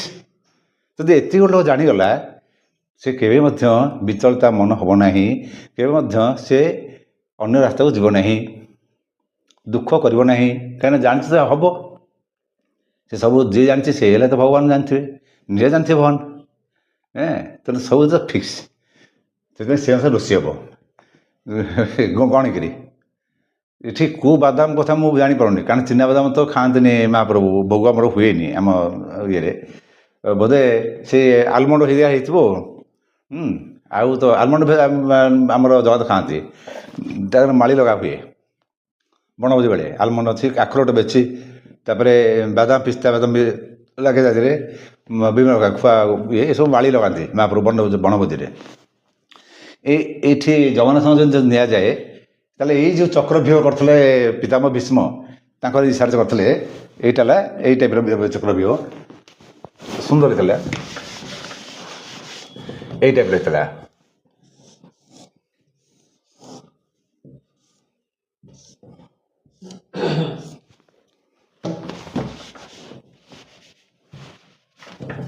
ଏଇଟା ବି ଥିଲା, ଏଇଟା ସେଣ୍ଟର ଏଠି ଯୋଡ଼ାଇଥିଲା। ଏଇଟାକୁ ନିଆଯିବ, ଏଇଟା ଗୋଟେ ମନ୍ଦିର ଭଳିଆ ଦେଖାଯିବ, ଗୋଟେ ମନ୍ଦିରର ଷ୍ଟ୍ରକ୍ଚର। ଏଇ ଚକ୍ରବ୍ୟୁହ ଯେଉଁଟା, ଏଇଟା ଗୋଟେ ମନ୍ଦିର ଷ୍ଟ୍ରକ୍ଚର। ଏଇ ଚକ୍ରବ୍ୟୁହର ଏଇ ଯେଉଁ କରାହେଇଛି, ଏଇଟା ହେଲା ଆମ ଶ୍ରୀମନ୍ଦିରର ଷ୍ଟ୍ରକ୍ଚର। ଚାରିଦ୍ୱାର ଚାରିଟା ରାସ୍ତା, ପୂର୍ବ ଦ୍ୱାର, ପଶ୍ଚିମ ଦ୍ୱାର, ଦକ୍ଷିଣ ଦ୍ୱାର, ଉତ୍ତର ଦ୍ୱାର ରାସ୍ତା। ସେମିତି ଏଇଥିରେ ରାସ୍ତା ବି ଅଛି ନା, ଚକ୍ରରେ ଭେଦ କରିବା ପାଇଁ ତ ରାସ୍ତା ଥାଏ ନା। ଏଇ ଯେଉଁ ସର୍ବତୋମୁଖୀ ଚକ୍ର, ଇଏ ସେଟାକୁ ଷ୍ଟ୍ରକ୍ଚର କରିଥିଲେ। ଆମର ଯଦି ସେଇଭଳିଆ ନିଆଯାଏ, ତାହେଲେ ସବୁଆଡ଼ିକି ଆଟାକ୍ କରିବା ପାଇଁ, ସବୁଆଡ଼ିକୁ ପ୍ରୋଟେକ୍ସନ୍ ଦେବା ପାଇଁ, ଯେଉଁ ମେଘନାଥ ପାଚେରୀ ଦେଖୁନାହାନ୍ତି ଆମର ଯେଉଁ ମନ୍ଦିର ହେଇଛି, ସେ ମେଘନାଥ ପାଚେରୀ ଏମିତି ହେଇଛି, ପୁଣି ଏଠୁ ଏମିତି ଗ୍ୟାପ୍ ଅଛି, ପୁଣି ଏମିତି ହେଇଛି, ଏଠି ଗ୍ୟାପ୍ ଅଛି, ପୁଣି ଏମିତି ହେଇଛି। ଏଇଟା ସବୁ କେଉଁଠି ଥାଏ? ଏ ଦୁର୍ଗ ଗୁଡ଼ାକ ଥାଏ, ଏଇଟା ଏମିତି ଥାଏ, ଏମିତି ଅଛି, ଏ ଯେମିତି ଏମିତି ଅଛି, ଏଠି ଖୋପ ଅଛି, ସେ ଖୋପ ଅଛି କାହିଁକିନା ଗୁଳି ମାରିବା ପାଇଁ, ତୀର ମାରିବା ପାଇଁ ଖୋପ ଅଛି। ଏଇସବୁ ଯୋଉଟା କେଉଁଠି କରାଯାଏ ନା ଦୁର୍ଗ ମାନଙ୍କରେ। ତେଣୁ ମନ୍ଦିରରେ ଦେଖିବେ ଯେଉଁ ଯାହାକୁ ମେଘନାଥ ବାଚିର ସେ ଗୋଟେ ଦୁର୍ଗ ଷ୍ଟ୍ରକ୍ଚର ହେଇଛି। ଆଉ ଯଦି ମନ୍ଦିର ଉପରେ ଯଦି ଆମେ ଭିଉ ନେବା, ଯେଉଁ ଷ୍ଟ୍ରକ୍ଚର ଆସିବ, ଏଠି ପିତାମହ ଭୀଷ୍ମଙ୍କର ଚକ୍ରବ୍ୟୁହର ବର୍ଣ୍ଣନା, ଯେଉଁ ସର୍ବତୋମୁଖୀ ଚକ୍ରଟା ଏକ୍ଜାକ୍ଟ ସେଇ ଭିଉ, ମାନେ ଚାରିଟା ରାସ୍ତା ଥିବ ପ୍ରବେଶ ଦ୍ୱାର, ଆଉ ସବୁ ପ୍ରୋଟେକ୍ଟ ମାନେ ରଖିଦେବେ। ତେଣୁ ସେ ଯିଏ ଯିବ, ସେ 4ଟା ଦ୍ୱାର ଜାଣିଥିବ, ସେ ଯିବ ଏକା ସାଙ୍ଗରେ 4 ଜଣ ଗଲେ ଆଟାକ୍ କରିପାରିବେ, ନହେଲେ ନାହିଁ। ଯଦି ଏପଟେ ଯିବ ତାହେଲେ ଏପଟେ ବାହାରି ପଡ଼ିବ, ଏପଟେ ଗଲେ ସେପଟେ ବାହାରି ପଡ଼ିବ, ତେଣୁ ସେଣ୍ଟରକୁ ଆସିପାରିବନି। ଜଗନ୍ନାଥ ବାବୁ ଦର୍ଶନ କରିବାକୁ ଯିବେ, ଯେ ଜଗନ୍ନାଥ ଜାଣି ନପାରିବେ ଏ ଦ୍ୱାର ପଶିବେ, ଯାଇକରି ଦକ୍ଷିଣ ଦ୍ୱାରରେ ବାହାରିବେ, ନହେଲେ ଏ ଦ୍ୱାର ପଶିବେ ଉତ୍ତର ଦ୍ୱାର ବାହାରିବେ, ନା ସିଧା ପଳେଇଲେ ଯାଇକି ବାହାରିବେ ପଶ୍ଚିମ ଦ୍ୱାରରେ, ପଶିବେ ପୂର୍ବ ଦ୍ୱାରରେ। ଯିଏ ଜାଣିଛି ସିଏ ତାର ଭିତରକୁ ଯିବ, ଭିତରେ ପୁଣି ଗୋଟେ ଦ୍ୱାର ନେଇ 7 ଦ୍ୱାର ଅଛି ଭିତରକୁ ଯିବା ପାଇଁ। 7 ଦ୍ୱାର, ଏଇ 7 ଦ୍ୱାରଟା ହେଉଛି ବଜ୍ରକିଳା, ମାନେ ବଜ୍ରକିଳା ମାନେ ଆମର ଯେଉଁ ଚକ୍ରବ୍ୟୁହ କରିଥିଲେ ଆମର ପାଣ୍ଡବ, ବଜ୍ର 1 2 3, ଏ 3 ସେ 3 1 2 3 4 5 6, ଏ ମଝିରେ ଗୋଟେ 7, ଏଇଠି ହେଲା ବଜ୍ର। ସେ ଭିତରଟା ସେଇ ଆମର କୋଉଟା ତାଲା ଥିଲା, ଆମେ ଭିତରକୁ ଯିବା, ଗୋଟେ ହେଲା 7 ବାସ ଦ୍ୱାର, ଏଇଟା ହେଲା 7 ବାସ ଦ୍ୱାର, ଏଇଟା ଘଣ୍ଟି ଦ୍ୱାର, ଏଇଟା ହେଉଛି ବେହରଣ, ଯେଉଁ ଏଇଟା ହେଲା ବେହରଣ ଦ୍ୱାର, ଏଇଟା ମୁଦୁଲି ଦ୍ୱାର, ଏଇଟା ପଣ୍ଡା ଦ୍ୱାର, 7ଟା। ଆଉ ଭିତରେ ଜୟବିଜୟ ଦ୍ୱାର, କଳାହାଟ ଗଲା। ଏଥର ବୁଝିଗଲା, ମାନେ ଏଇ 7ଟା। 1 ହେଉଛି ଯଦି ସେପଟୁ ଆମେ ଯିବା 7 ବାଛ, ତାପରେ ଘଣ୍ଟି ଗଲା। ଏପଟେ ଯିବା, ଏପଟେ ହେଲା ଏଇଟା 7 ପାହାଚ ଯିବା, ଏଇଟା ହେଲା ପଣ୍ଡା ଦ୍ୱାର, ପଣ୍ଡା, ଏଇଟା ହେଲା ମୁଦୁଲି, ଏଇଟା ହେଉଛି ବେହରଣ,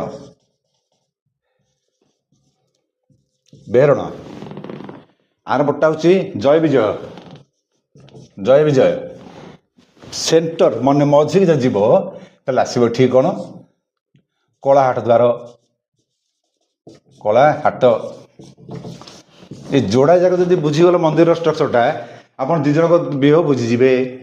ବାହାରଟା ଷ୍ଟ୍ରକ୍ଚର ବୁଝିଲା ପୁରା ପିତାମହ ଭୀଷ୍ମଙ୍କର ସର୍ବତୋମୁଖୀ ବ୍ୟୁହ, ଭିତରେ ବୁଝିଲା ବେଳକୁ ଏଇ ସେଣ୍ଟର, ଏଇ ଯେଉଁ ଗଲେ ମାନେ କଳାହାଟ ଦ୍ୱାର, ଏଇ କଳାହାଟ ଦ୍ୱାର ମୁହଁରେ ମୁଁ ଥାଏ। ମୋ ପ୍ରତିଦିନ କାମ ହେଲା କଳାହାଟ ଦ୍ୱାର ଠିଆ ହେବା, ଭେରିଫାଇ କରିବା, ସୁପରଭାଇଜିଂ କରିବା, ଏସବୁ ଡ୍ୟୁଟି ବଡ଼ପଣ୍ଡାର ଥାଏ। ତେଣୁ ଖାଲି ଏକ ଠିଆ ହେଇକି କ'ଣ କରିବ, ଖାଲି ନ ଠିଆ ହେଇକି ମହାପ୍ରଭୁ ସେବା ପାଇଁ ଚାମର ବି ପକାଉଥାଏ, ଧଳା ଚମରି ଗାଈର ପୁଛ। ଆକ୍ଚୁଆଲି ସାର୍ ସୁନା ଚାମର ଦିଆଯାଏ ଆମର, ସାର୍ ଭଣ୍ଡାର ମେକ ବାଣି ଦିଏ, ସେଇଟା ପକାଇ ସାରିଲା ପରେ ଭଣ୍ଡାର ମେକାକୁ ଫେରି ଦିଆଯାଏ। ଦେବା ଆଉ ନେବା ତଳୁ କ'ଣ ଲେଖିକି ରଖେ, କିନ୍ତୁ ଆମେ ଘରୁ ନେଇଯାଉଛୁ। ଆଉ ତେଣୁ ସୁନା ତ ନେଲେ ରିସ୍କ, ଯେତିକି ସୁନା ରେଟ୍ ହେଲାଣି, ଆମେ ରୂପାରେ ବାଧେଇକି ମୁଁ ଗୋଟେ କରିଛି, ମହାପ୍ରଭୁ ଦେଇଛନ୍ତି ବିରାଟ ବଡ଼ ଚାମର, ଏଇଠି ଏଇ କଳାହାଟ ଦ୍ୱାର, ଏଇଠି ମୁଁ ଠିଆ ହେଇଥାଏ। ଖାଲି ମୁଁ ନୁହେଁ, ମୋ ପୂର୍ବପୁରୁଷ ଠିଆ ହେଇକି ଯୋଡ଼େ ଖାଲ ସେଠି ହେଇଗଲାଣି ପାଦ ଭଳିଆ। ଆଉ ଗୋଟେ ବଡ଼ ପାଦ ଚିହ୍ନ ସେଠି ପଡ଼ିଛି, ଏଇ ପୁରା ଫ୍ରଣ୍ଟରେ କଳାହାଟ ଦ୍ୱାରର, ସେଇଟା ମୁଁ ତ ବୁଝିପାରୁନି, ଏତେ ବଡ଼ ପାଦ ଚିହ୍ନଟେ, ମାନେ ବୋଧେ ହାତେ 4 ଆଙ୍ଗୁଳି ଖଣ୍ଡେ ହେବ। ତେଣୁ ଏଠି ଯଦି ଆମେ ଚିନ୍ତା କରିବା ଯେ ମନ୍ଦିର ସାଙ୍ଗରେ ଏଇ ବ୍ୟୁହ ରଚନା କ'ଣ ଅଛି, ଆପଣ ମହାଭାରତର ପ୍ରତି ବ୍ୟୁହ ଆପଣ କାଟି ଚାଲନ୍ତୁ, ପ୍ରତି ବ୍ୟୁହର ମନ୍ଦିରର ପ୍ରତ୍ୟେକ ଷ୍ଟ୍ରକ୍ଚର ଦେହରେ କ'ଣ ବୁଝେଇବି, ଷ୍ଟେପ୍ ବାଇ ଷ୍ଟେପ୍, ଗରୁଡ଼ ସହିତ। ସବୁଠୁ ଭୟଙ୍କର ବ୍ୟୁହ ହେଉଛି ଗରୁଡ଼, ଛୋଟିଆ ନୁହଁ, ସବୁଠୁ ଚକ୍ର ବ୍ୟୁହ, ଚକ୍ର ତ ମହାପ୍ରଭୁ ଅଛି ସେମିତିଆ। ଏଇଭଳି ଭାବରେ ସୂଚୀ ମୁଖ ବ୍ୟୁହ, ମାନେ ସୂଚୀ ଭଳିଆ ହେଇଥିବ, ପଛରେ ଗୋଲ ରାଉଣ୍ଡ ହେଇଥିବେ, ଆଉ ସୈନ୍ୟ ଥିବେ। ବିଭିନ୍ନ ପ୍ରକାର ପଦ୍ମ ଫୁଲ ଭଳିଆ ଏମିତିଆ 8 ବାଗଡ଼ା ଭଳିଆ ହେଇଥିବ, ତା ଦେହରେ ସେଟ୍ ହେଇଥିବେ ପଦ୍ମ ବ୍ୟୁହ। ବିଭିନ୍ନ ପ୍ରକାର ବ୍ୟୁହ ହେଇଛି। ଆଉ ବ୍ୟୁହ ରଚନା ଗୁଡ଼ାକ ସବୁ ଲେଖା ହେଇଛି, ଗୋଟେ ଫିକ୍ସ ଯାହା ଲେଖା ହେଇନି। ଭୀଷ୍ମ ପର୍ବ ଲେଖା ହେଇଛି, କିଛି ଲେଖା ହେଇଛି ତମର ଅନ୍ୟାନ୍ୟ ପର୍ବରେ, ଯେଉଁ ପର୍ବଟାରେ ବିଭିନ୍ନ ପ୍ରକାର ଯୁଦ୍ଧ ରହିଛି ସେ ଗୋଟେ ବିହର ବର୍ଣ୍ଣନା କରାଯାଇଛି। ଏଠି ତ ବେଶୀ ଭୟଙ୍କର ବିହ ହୋଇଥିଲା ଚକ୍ରବ୍ୟୁହଟା, ତା ବାହାରେ ଜାଣିନଥିଲା, ସେଇଟା ବେଶୀ ଲୋକ ଜାଣୁଛନ୍ତି ଚକ୍ରବ୍ୟୁହ ଗୋଟେ ଅଛି, ଆଉ ନହେଲେ ବିହ ବୋଲି କିଛି ନାହିଁ, ବିହ ବହୁତ ଅଛି। ତେଣୁ ମହାପ୍ରଭୁଙ୍କର ଯେଉଁ ସୁରକ୍ଷା ଦାୟିତ୍ୱରେ ଥାଆନ୍ତି ଆମର ପ୍ରତିହାରୀ ସେବକମାନେ, ଯେଉଁ ମୁଦ୍ଗର ଧରିଥାନ୍ତି। ତେଣୁ ତାକୁ କୁହନ୍ତି ସାଗର ଆଉ ମୁଗର, ଏ ଦୁଇ ଭଳିଆ ପ୍ରତିହାର ଥାନ୍ତି। କାହିଁକିନା ସେ ବାହାର ପଟୁ ଯେଉଁମାନେ ଆସିବେ, ସାଗର ମାନେ ସମୁଦ୍ର ଆଡ଼ୁ ଯେଉଁ ଆସିବେ ନୌକାର ଆସୁଥିଲେ, ତାଙ୍କୁ ରକ୍ଷା କରିବେ ମନ୍ଦିରକୁ। ଆଉ ମୁଗର ମାନେ ମୁଦ୍ଗର ଧରିକି ଯେଉଁ ଠିଆନ୍ତି, ଯଦି ମନ୍ଦିର ଭିତରୁ କୌଣସି ଶତ୍ରୁ ଆସେ, ସେ ମୁଦ୍ଗରରେ ଗୋଟେ ବାର ମାନେ ଗଦା ମୁଦ୍ଗର ସେ ଗଦା ଭଳିଆ ଆମର ସବୁ ପିଲାବେଳେ ଆମ ଜାଗା ଯେଉଁଥିରେ ଅଛି କାଠର, ଆମ ମୁଦ୍ଗର ସବୁ ବୁଲଉ। ତେଣୁ ସେଇ ମୁଦ୍ଗର ଭାରି ଓଜନ, କାହାକୁ କାଠ ଦେବ ତା ମୁଣ୍ଡ ଛତୁ ହେଇଯିବ। ସେ ମୁଦ୍ଗର, ତେଣୁ ସାଗର ମୁଗର ବୋଲି କହନ୍ତି। ଆଉ ଏଇନେ ପ୍ରତିହାରୀ ମାନେ ଯୋଡ଼ା ବେତ ଧରୁଛନ୍ତି, ଗୌରା ବେତ ଧରିକିରି ବାଡ଼ଉଛନ୍ତି, ସେମାନେ ପ୍ରତିହାରୀ, ତାଙ୍କର ସୁରକ୍ଷା ଦାୟିତ୍ୱରେ ତାଙ୍କର। ସେମିତିକା ଏଇ ଯେଉଁ ଚକ୍ରବ୍ୟୁହରେ ବାହାର ପଟେ ଯେଉଁମାନେ ଥାଆନ୍ତି, ସେ ସୁରକ୍ଷା ଦାୟିତ୍ୱରେ ଥାଆନ୍ତି। ମାନେ ଯଦି କି ଶତ୍ରୁ ଆକ୍ରମଣ କଲା, ରୋକିବା, ସେମାନେ ନଢ଼ିବାଟା ଇମ୍ପୋର୍ଟାନ୍ସ ନୁହଁ, ତାଙ୍କର ରୋକିବାଟା ଇମ୍ପୋର୍ଟାନ୍ସ। ଆଉ ଦରକାର ପଡ଼ିଲେ ନଢ଼ିବେନି କେମିତିଆ, ଯଦି ଗୋଟେ ଯେମିତି ପ୍ରତିହାରୀ ମନ୍ଦିରକୁ ରକ୍ଷା କରିବା ପାଇଁ ପୁଣି ଉଠୁଛି ନା ମୁଦ୍ଗର, ସେମିତିକା ସେଠି ତାଙ୍କ ପାଖକୁ ଯଦି ଯିବ ତାହେଲେ ସେମାନେ ବାଡ଼େଇବେ, ନହେଲେ ସେମାନେ ତାଙ୍କ ଆଡ଼ୁ ଆଟାକ୍ କରିବେନି। ତାଙ୍କ ଆଟାକ୍ କରିବା ପାଇଁ ଅନ୍ୟମାନେ ସବୁ ଥାଆନ୍ତି। ଆଉ ଏଇଥିରେ ସେ ବଜ୍ରବ୍ୟୁହ ସଜ୍ଜିତ ହୋଇଥିବା ପାଣ୍ଡବଙ୍କର ବହୁତ କ୍ଷତି କରିଦେଲେ। ପ୍ରଥମ ଦିନ କ୍ଷତି କରିଦେଲେ, ଉତ୍ତରା ମରିଗଲା, ଶୈବ୍ୟ ମାରିଦେଲା ପ୍ରଥମ ଦିନ। ସେଇଟା ବଡ଼ ଦୁଃଖର ବିଷୟ। ଯାହା ବି ହେଉ, ଶେଷ ପରିଣାମ ତ ପାଣ୍ଡବମାନେ ଯିଏ ଥିଲେ ନା। ତେଣୁ ଆମର ଆଜିର ଇଏ ଥିଲା ଯେ ଆମେ ପ୍ରଥମେ ପାଣ୍ଡବମାନଙ୍କ ସୈନ୍ୟ ବିଷୟରେ ଯେଉଁମାନେ ସବୁ ଯୋଦ୍ଧା ଥିଲେ, ତା ଦେହରୁ 7 ଜଣଙ୍କୁ ଭଲ ଯୋଦ୍ଧାମାନଙ୍କୁ ମାରିଦେଇଛନ୍ତି ଦ୍ରୋଣାଚାର୍ଯ୍ୟ ତାଙ୍କ ଦ୍ରୋଣ ସମୟରେ, ଦ୍ରୋଣ ପର୍ବରେ। ଆଉ ବାକି ଯେଉଁ ରହିଲେ 5, 3 ନର, ସେଇଟା ହେଉଛି ପୁରୁଜିତ ଆଉ ଉତ୍ତମାଙ୍ଗ, ଏସବୁଗୁଡ଼ାକୁ ଅଶ୍ୱତ୍ଥାମା ମାରିଲା ଶୋଇବା ଅବସ୍ଥାରେ। ଆଉ ଦୁଷ୍ଟଦ୍ୟୁମ୍ନକୁ ଅଶ୍ୱତ୍ଥାମା ଶୋଇଲା ଅବସ୍ଥାରେ ମାରିଲା ଯେ, ସେ ଯେଉଁ ଡାକି ଦେଇକିରି ଉଠିକି ତା ଶଙ୍କି ଚିପି ତାକୁ ନିଧୁମ ପିଟିକିରି ତାକୁ ମାନେ ନିଦ୍ରା ଅବସ୍ଥା ମାରେନି, ପୁରା ବାହୁବଳରେ ଅଶ୍ୱତ୍ଥାମା କ'ଣ ପାରିବ ଦୁଷ୍ଟଦ୍ୟୁମ୍ନ, ତାକୁ ପୁରା ନିଧୁମ ମାରିକି ପିଟି ମାରିଦେଲା। ଯାହା ବି ହେଉ, ଏଇ ହେଲା ମହାଭାରତ ଯୁଦ୍ଧ ଅଛି। ଆଉ ଯେଉଁ 3 ଜଣ ରହିଲେ, ଗୋଟେ ତ ରହିଲା ଅମର ହେଇକିରି ସାତ୍ୟକୀ, ଆଉ ଗୋଟାକୁ ତ ଦୁର୍ଯ୍ୟୋଧନ ମାରିଦେଲା। ଆଉ ଏମିତି ହେଇକିରି ଆଉ ଜଣେ ଯିଏ ଥିଲେ ସେ ଗଲେ, ମାନେ ସେଇ ଶୈବ୍ୟ ଅବସ୍ଥାରେ ପଳେଇଲେ। ଯାହା ବି ହେଉ, ଏଇଭଳିଆ ଭାବରେ ଆମର ଆଜିର ଅଧ୍ୟାୟ। କିନ୍ତୁ ବହୁତ ଲୋକ ଭାବୁଛନ୍ତି ଯେ ଆମର ପ୍ରଥମ ଅଧ୍ୟାୟ କିଛି ଆବଶ୍ୟକତା ନାହିଁ ଗୀତା ପାଇଁ। ପ୍ରଥମ ଅଧ୍ୟାୟର ସବୁଠୁ ବେଶୀ ଆବଶ୍ୟକତା ଅଛି ଗୀତା ପାଇଁ। ପ୍ରଥମ ଅଧ୍ୟାୟ ଲୋକ ଯଦି ବୁଝି ନ ପାରିଲା, ତାହେଲେ ଗୀତା ଟୋଟାଲି ସେ ବୁଝିପାରିବ ନାହିଁ। କାରଣ ପ୍ରଥମ ଅଧ୍ୟାୟଟା ଆଖି ଖୋଲିଦେବ। ଆମେ ଆଖିରେ ଦେଖିଲେ ସିନା ଗୋଟେ ଜିନିଷ ପଢ଼ିବା କି ବୁଝିବା କି ଜାଣିବା। ତେଣୁ ଆମେ ଯଦି ଆଖି ନ ଖୋଲିବା, ତାହେଲେ କ'ଣ ଜାଣିବା? କ'ଣ ଲେଖା ହେଇଛି ପଢ଼ିବା, କ'ଣ ପଢ଼ିବା? ଇମ୍ପସିବୁଲ୍। ସେଥିପାଇଁ ପ୍ରଥମତଃ ଆଖି ଖୋଲେ। ଫାଷ୍ଟ ଧୃତରାଷ୍ଟ୍ରର କ'ଣ ସେ ଅନ୍ଧ ହେଇଥିଲା ଆମେ କହିଲେ, ଆମେ ସେ ଜିନିଷକୁ ଆମେ ବିରୋଧ କରିବା, ମାନେ ଦୂରେଇବା ଚେଷ୍ଟା କରିବା। ଆମ ଭିତରେ ଥିବା ସେଇ ଗୁଣଟାକୁ କାଢ଼ିକି ଥୋଇବା। ଏଠି ଗୋଟେ ହେଲା ଘମଣ୍ଡ, ଅହମ୍ଭାବୀ, କିଏ ଦୁର୍ଯ୍ୟୋଧନ। ଘମଣ୍ଡ ଲୋକର ଲକ୍ଷଣ କ'ଣ? ଘମଣ୍ଡ ଲୋକର ଏଠି ଟିକେ ମୋ ଚିନ୍ତାଧାରା ଭ୍ୟାରି କରେ। ମୁଁ ଏଠି କହିବାକୁ କଥା ହେଲା, ଘମଣ୍ଡ ଲୋକର ଗୋଟେ ବଡ଼ ମାଇନସ୍ ପଏଣ୍ଟ ଆଉ ଗୋଟେ ପ୍ଲସ୍ ପଏଣ୍ଟ ବି ଅଛି। ମାଇନସ୍ ପଏଣ୍ଟ କ'ଣ? ସେ ମରିଯିବ ପଛକେ ହାରିବା ସ୍ୱୀକାର କରିବନି, ହାରିପାରିବନି। ସେ ହচ্ছে ମରିଯିବ କିନ୍ତୁ ହାରିବନି। ତେଣୁ ଆମେ ଦୁର୍ଯ୍ୟୋଧନ ଭୀରୁଗାଟା ମୋ ମତରେ ଠିକ୍ ନୁହଁ। କାହିଁକି ନା, ସେ ଯଦି ଭୀରୁ ହେଇଥାନ୍ତା, ତାହେଲେ ଯେତେବେଳେ ଯୁଧିଷ୍ଠିର ବିନା ନ ବିଚାରି କହିଦେଲେ ତୁ ଯାହା ସାଙ୍ଗେ ଯୁଦ୍ଧ କରୁଛୁ କର, ଆଉ ସେ ଯଦି କହିଥାନ୍ତା ମୁଁ ସହଦେବ ସାଙ୍ଗେ ଯୁଦ୍ଧ କରିବି, ନକୁଳ ସାଙ୍ଗେ ଯୁଦ୍ଧ କରିବି, ଏପରି ସେ ଯୁଧିଷ୍ଠିର ସାଙ୍ଗେ ଯୁଦ୍ଧ କରୁଥିଲା ମଧ୍ୟ ଯୁଧିଷ୍ଠିର ତାକୁ ଧରିକି ଚିପି ଦେଇଥାନ୍ତା ଗୋଟେ ହାତରେ। ତା ଦେହରେ ଏତିକି ତାକତ ଥିଲା ନା। ତା ଯୁଧିଷ୍ଠିର କ'ଣ କରିଥାନ୍ତା? ସେ ମୁଁ ରଜାକୁ ତୁ ରଜା, ଆସେ ଯୁଦ୍ଧ କରିବା। ନା, ସେ ଭୀମକୁ ହିଁ ଚିନ୍ତା କଲା। ତା'ମାନେ ଏଠି ସ୍ପଷ୍ଟ ପ୍ରମାଣିତ ହେଲା ଯେ ସିଏ ଯୋଦ୍ଧା ଥିଲା, ନୋ ଡାଉଟ୍, କିନ୍ତୁ କାପୁରୁଷ ନଥିଲା। ଏଠି ଯେଉଁ ରଣଭୂମିରେ ଯେଉଁଟା କଲା, ରାଜନୈତିକ କ୍ଷେତ୍ରରେ ଶତ୍ରୁର ବଳ କଷିକିରି ତାପରେ ନିଜ ବଳ କଷିଲା ପରେ ଯୁଦ୍ଧ ଚିନ୍ତା କରିବାଟା ଠିକ୍। ଆଗ ଶତ୍ରୁ ବଳ ଦେଖିବ ନା। ଦ୍ୱିତୀୟ ଦେଖିବାକୁ ଗଲେ, ଗର୍ବୀ ଲୋକ କ'ଣ କରେ, କାଳେ ହାରିଯିବି, ଏଇ ଡରଟା ହୁଏ ତା ଭିତରେ ଥାଇପାରେ। କାଳେ ମୁଁ ହାରିଯିବି, କାରଣ ତାଙ୍କର ତ ଏକତା ଅଛି ନା, ଆମର ତ ଏକତା ନାହିଁ। ଆମକୁ ଦରକାର ପଡ଼ିଲେ ଆମର ଲୋକ ଆମକୁ ବାଡ଼ି ଦେବେ।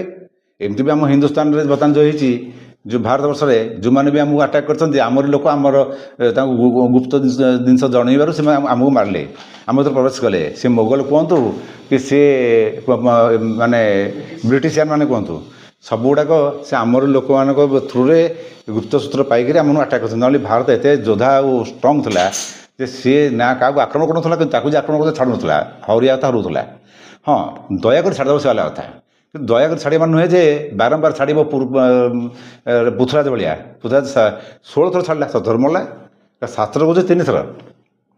ହଁ ଛାଡ଼ିଦେଲେ, ଥରେ ଗଲା, 2 ଥର ଗଲା, 3 ଥର, 3 ଥର ବି ଦେବା କଥା ନୁହେଁ। ଏଭଳି ଜିନିଷରେ ମୋ ମତେ ତ ଥରେ ପରେ ମାରିଦେବା କଥା, ମ୍ୟାକ୍ସିମମ୍ ଥରେ, ତାପରେ ମାରିଦେବା କଥା। ସେ ଯାହା ବି ହେଉ, ସେଥିପାଇଁ ନିଜେ କଷ୍ଟ ପାଇଲା। ଯେ ତେଣୁ ଦୟା, କ୍ଷମା, ସତ୍ୟ, ନ୍ୟାୟ ଏଇସବୁ ଗୁଡ଼ାକ ଆମମାନଙ୍କର ତ ଗୁଣ ଭାରତୀୟ ଲୋକମାନଙ୍କର। ସେଠି ଆମର ଏଇଭଳିଆ ଦେଖିବାକୁ ଗଲେ ଘମଣ୍ଡି ଲୋକମାନଙ୍କର ଏଇ ସ୍ୱଭାବଟା ଥାଏ। ସିଏ କ'ଣ କରନ୍ତି ନା ଅନ୍ୟକୁ ଟିହନ୍ତି। ଆପଣ ଦେଖିବେ ଗୋଟେ ଲୋକ ଅଛନ୍ତି ତାଙ୍କର ସ୍ୱଭାବ ସେଇଟା ହେଇଥାଏ। ଏଇଟା ମୁଁ ମୋର ଗୋଟେ ପିଲାବେଳେ ଗୋଟେ ଇନସିଡେଣ୍ଟ ଆପଣଙ୍କୁ କହୁଛି। 2 ଜଣ କଳି ଲାଗିଲା, ଜଣେ କହୁଛି ଯେ ହରେ ସିଏ କ'ଣ କରେ ଏମିତି ଇଏ କରୁଛି, ଆଉ ତତେ କ'ଣ ବାଡ଼ିଲା, ତ ବହୁତ ବାଡ଼ି ପଡ଼ିଲାନି। ତାମାନେ ସେ ଇଣ୍ଟେନସନାଲି ତାକୁ ଉଛଉଛି ତୁ ବାଡ଼ା।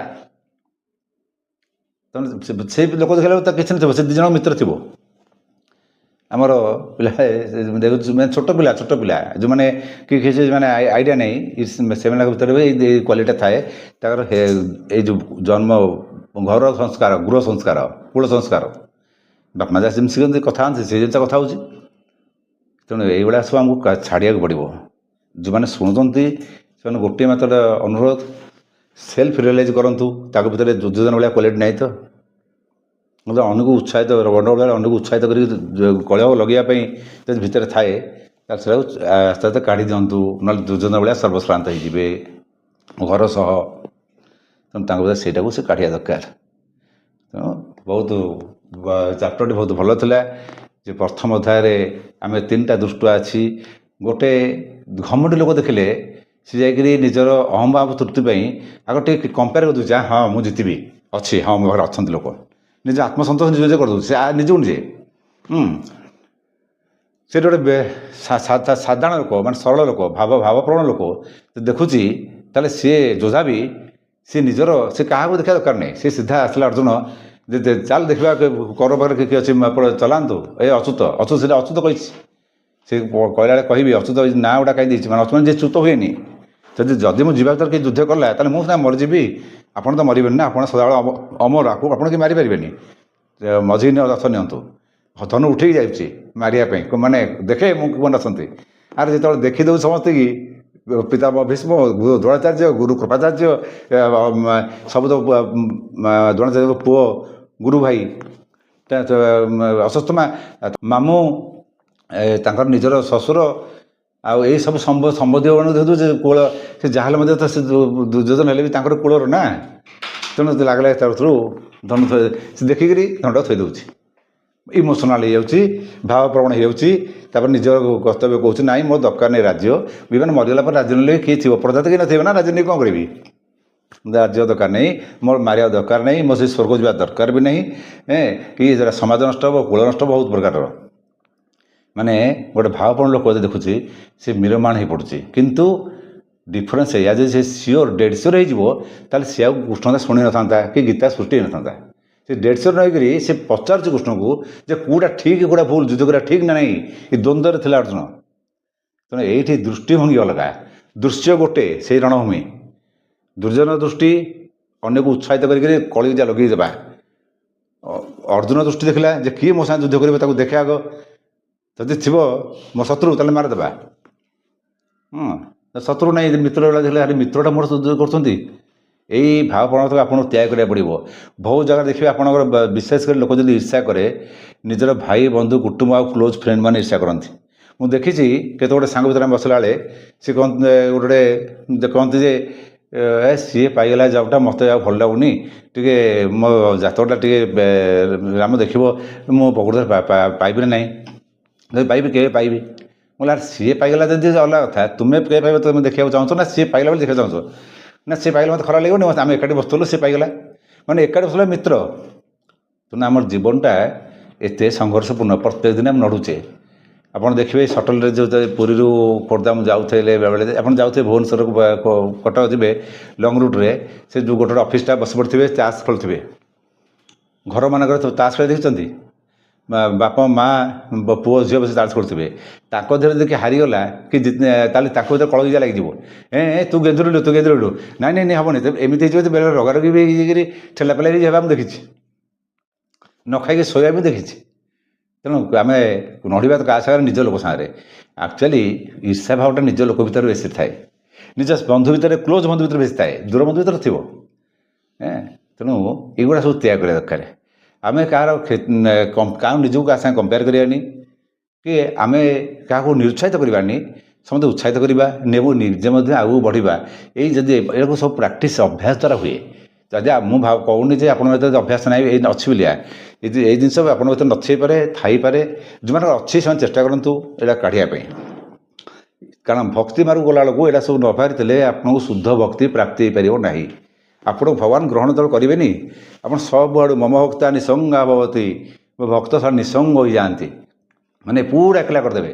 ବନ୍ଧୁମାନେ ଧୋକା ଦେବେ, ବାନ୍ଧବମାନେ ଧୋକା ଦେବେ, ଦୋଷ ନ କରିକି ଦୋଷୀ, ବିନା କାରଣରେ ଅପମାନିତ, ସମାଜ ଅପମାନିତ କରିବ। ଏ ସବୁଠୁ ଆପଣ ସମସ୍ତେ ଏକଲା କରିଦେବେ। ତାପରେ କହିବେ ମୋ ପାଖକୁ ପଳେଇଆ। ତେଣୁ ଆପଣମାନଙ୍କୁ ଯେତେବେଳେ ଏକଲା ହେଇଯାଉଛନ୍ତି ତାହେଲେ ସିଓର ହେଇଯାଆନ୍ତୁ ଆପଣ ପ୍ରଭୁଙ୍କ ପାଖକୁ ଯାଉଛନ୍ତି ଭିଡ଼ି ଭିଡ଼ି ହେଇକିରି। ପ୍ରଭୁ ଯେଉଁ ଭକ୍ତଟାକୁ ଚଏସ୍ କରନ୍ତି ତାକୁ ଯଦି ସମସ୍ତେ କହିବେ ମୋ ଲୋକ, ସେ କହିବେ ମୋ ଲୋକ, ସେ କହିବେ ମୋ ଲୋକ, ପ୍ରଭୁ କହିବେ ନା ସିଏ ମୋର, କେବଳ ମୋର, କେବଳ ମୋର। ଯେମିତି କହିବେ ଭକ୍ତଟା ମୋର, ତୁମର ନୁହଁ। ସେଥିପାଇଁ ସମସ୍ତେ ଅଲଗା କରିଦେବେ। ତାପରେ କହିବେ ଦେଖ ତୋ ପିଲା କହୁଥିଲୁ ଦେଖ କେମିତି କରୁଛି, ତୋ ଭାଇ କହୁଥିଲେ କେମିତି କରୁଛି, ତୋ ବନ୍ଧୁ କେମିତି କରୁଛି, ତୋ ସାଙ୍ଗ କେମିତି କରୁଛି, ତୋ ବଂଶଜ କୁଟୁମ୍ବ ଦେଖ ତାଙ୍କ ଦ୍ୱାରା ଇନଫ୍ଲୁଏନ୍ସ ହେଇ ସମାଜ କ'ଣ ତୋତେ କହୁଛି। କିଛି ନାହିଁ, ଠିକ୍ ସେ ବୁଝି ହିଁ ପାରୁନାହିଁ। ତୁ ପୁରା ଏକଲା ଆଭାରି, କାରଣ ତୁ ମୋର। ତେଣୁ ଯେଉଁମାନଙ୍କୁ ଭାବୁଛନ୍ତି ଯେ ମୋତେ ମିଥ୍ୟାରେ ଅପମାନ କରାହେଉଛି, ଖୁସି ହୁଅନ୍ତୁ ଯେ ଭଗବାନ ଆପଣଙ୍କୁ ଡାକୁଛନ୍ତି। ତେଣୁ ଏଇ ବହୁତ ଜିନିଷ ଅଛି। ମୁଁ ଏଇ ତତ୍ତ୍ୱଜ୍ଞାନ ଗୁଡ଼ାକ କେବେ ତ କହିବିନି ଏଠି ମାନେ ଅନଲାଇନ୍ରେ, କିନ୍ତୁ ଏଇ ମାନସିକ ସ୍ତରରେ ଯେଉଁ ଜିନିଷ ଘଟେ ମଣିଷ ମନରେ, ଏଇ ମନରେ ଯୁଦ୍ଧ ହେଉଛି ପ୍ରତି ଅହରହ। ମହାଭାରତ ଯୁଦ୍ଧ ଭୟଙ୍କର ଯୁଦ୍ଧ ହେଉଛି। ସେ ତ ଦ୍ରୌପଦୀକି ତ ସେ ଦୁର୍ଯ୍ୟୋଧନ ଉଲ୍ଲଗ୍ନ କରିଥିଲା ସଭା ମଝିରେ। ତେଣୁ ଆମର ଏଇ ଯେଉଁ ସଭା ବ୍ରେନ୍ରେ ଅଛି ମେଞ୍ଚେ ସଭା, ତା ଦେହରେ କେତେ ଦ୍ରୌପଦୀଠୁ ଆରମ୍ଭ କରିକିରି କେତେ ଲୋକ ଉଲ୍ଲଗ୍ନ ହେଉଛି ମନ କରୁଛି, ତାକୁ କେମିତି ସେ ରୋକୁଛି ତୁମେ ନିଜେ ସବୁ ଜାଣିବ। ଆସ୍ତେ ଆସ୍ତେ ଜାଣିବାର ପ୍ରୋସିଜରଟା ଜଗନ୍ନାଥ କ୍ରିୟାର ଦ୍ୱିତୀୟ କ୍ରିୟାରେ ଅଛି। ଦ୍ରଷ୍ଟା ଭାବ, ଦେଖିବା, ଯେଉଁଟାକି ଆମର ଗୀତାର ଦ୍ୱିତୀୟ ଅଧ୍ୟାୟରେ ଅଛି। ସାଂଖ୍ୟ ଯୋଗ, ସାକ୍ଷୀ ରହିଲେ ସାଂଖ୍ୟ ଆସିବ, ସାକ୍ଷୀ ନାହିଁ ସାଂଖ୍ୟ ଆସିବ କେଉଁଠୁ? ତେଣୁ ସାଂଖ୍ୟ ଯୋଗ, ଦ୍ରଷ୍ଟା ଭାବ, କେବଳ ଦେଖିବା କାଳେ ତୁମ କାମ। ନା ପାପ ବିଚାର କରିବା, ନା ପୁଣ୍ୟ ବିଚାର କରିବା, ନା ଧର୍ମ ବିଚାର କରିବା। କାରଣ ଧର୍ମ ମହାପ୍ରଭୁ ପାଖରେ ଅଛି। ପାପ ପୁଣ୍ୟ ଭିତରେ ଠିକ୍ ଭୁଲ ସେ ଜାଣିଥିବେ। ଆମର କାମ ନାହିଁ ପାପ ପୁଣ୍ୟ ଦେଖିବା, କେବଳ ଦେଖିବା। ହେଲା ଆମର ଜଗନ୍ନାଥ କ୍ରିୟାର ଦ୍ୱିତୀୟ ଷ୍ଟେପ୍ରେ ଶିଖା ହେବ। ଆସ୍ତେ ଆସ୍ତେ ଆମେ ସବୁ କରିବା। ସେଇଟା ଏଇ ହେଲା ମହାପ୍ରଭୁଙ୍କର ଚମତ୍କାରିତା। ତା ଭିତରେ ଜଗନ୍ନାଥ ବିଷୟରେ ଯଦି କିଛି ଜାଣିବାକୁ ଚାହିଁବେ, କେମିତି ଗୀତା ସାଙ୍ଗେ କେଉଁ ଜିନିଷଟା ସମ୍ପର୍କ ଆସୁଛି, ଏଇ ପ୍ରତି 18ଟା ନାଁ ଯେଉଁଟା କହିଲି, ଏଇ ମହାପ୍ରଭୁଙ୍କର 18ଟା ଯାକ ଅଷ୍ଟପ୍ରହରୀ ତା ଦେହରେ ସବୁ ରହିଛନ୍ତି। ନବଦ୍ୱାର, 10 ଦ୍ୱାର କହିଲେ ବି ଦଶରଥ ହେବ, କିନ୍ତୁ ଆମ ଶରୀରରେ ନବଦ୍ୱାର, ଏଇ ସବୁଗୁଡ଼ା ଆମ ଭିତରେ ରହିଛି। ଜୟ ଜଗନ୍ନାଥ। ଏଇଠି ରଖିବା। ଜୟ ଜଗନ୍ନାଥ। ଯଦି ଆପଣମାନଙ୍କୁ ଆମର ଭିଡ଼ିଓଟି ପସନ୍ଦ ଆସିଛି, ତେବେ ଏହିପରି ଭିଡ଼ିଓ ପ୍ରଥମେ ଦେଖିବା ପାଇଁ ଲାଇକ୍, ସେୟାର ଆଣ୍ଡ ସବସ୍କ୍ରାଇବ୍ କରି ପାଖରେ ଥିବା ବେଲ୍ ଆଇକନ୍କୁ ପ୍ରେସ୍ କରନ୍ତୁ। Thank you.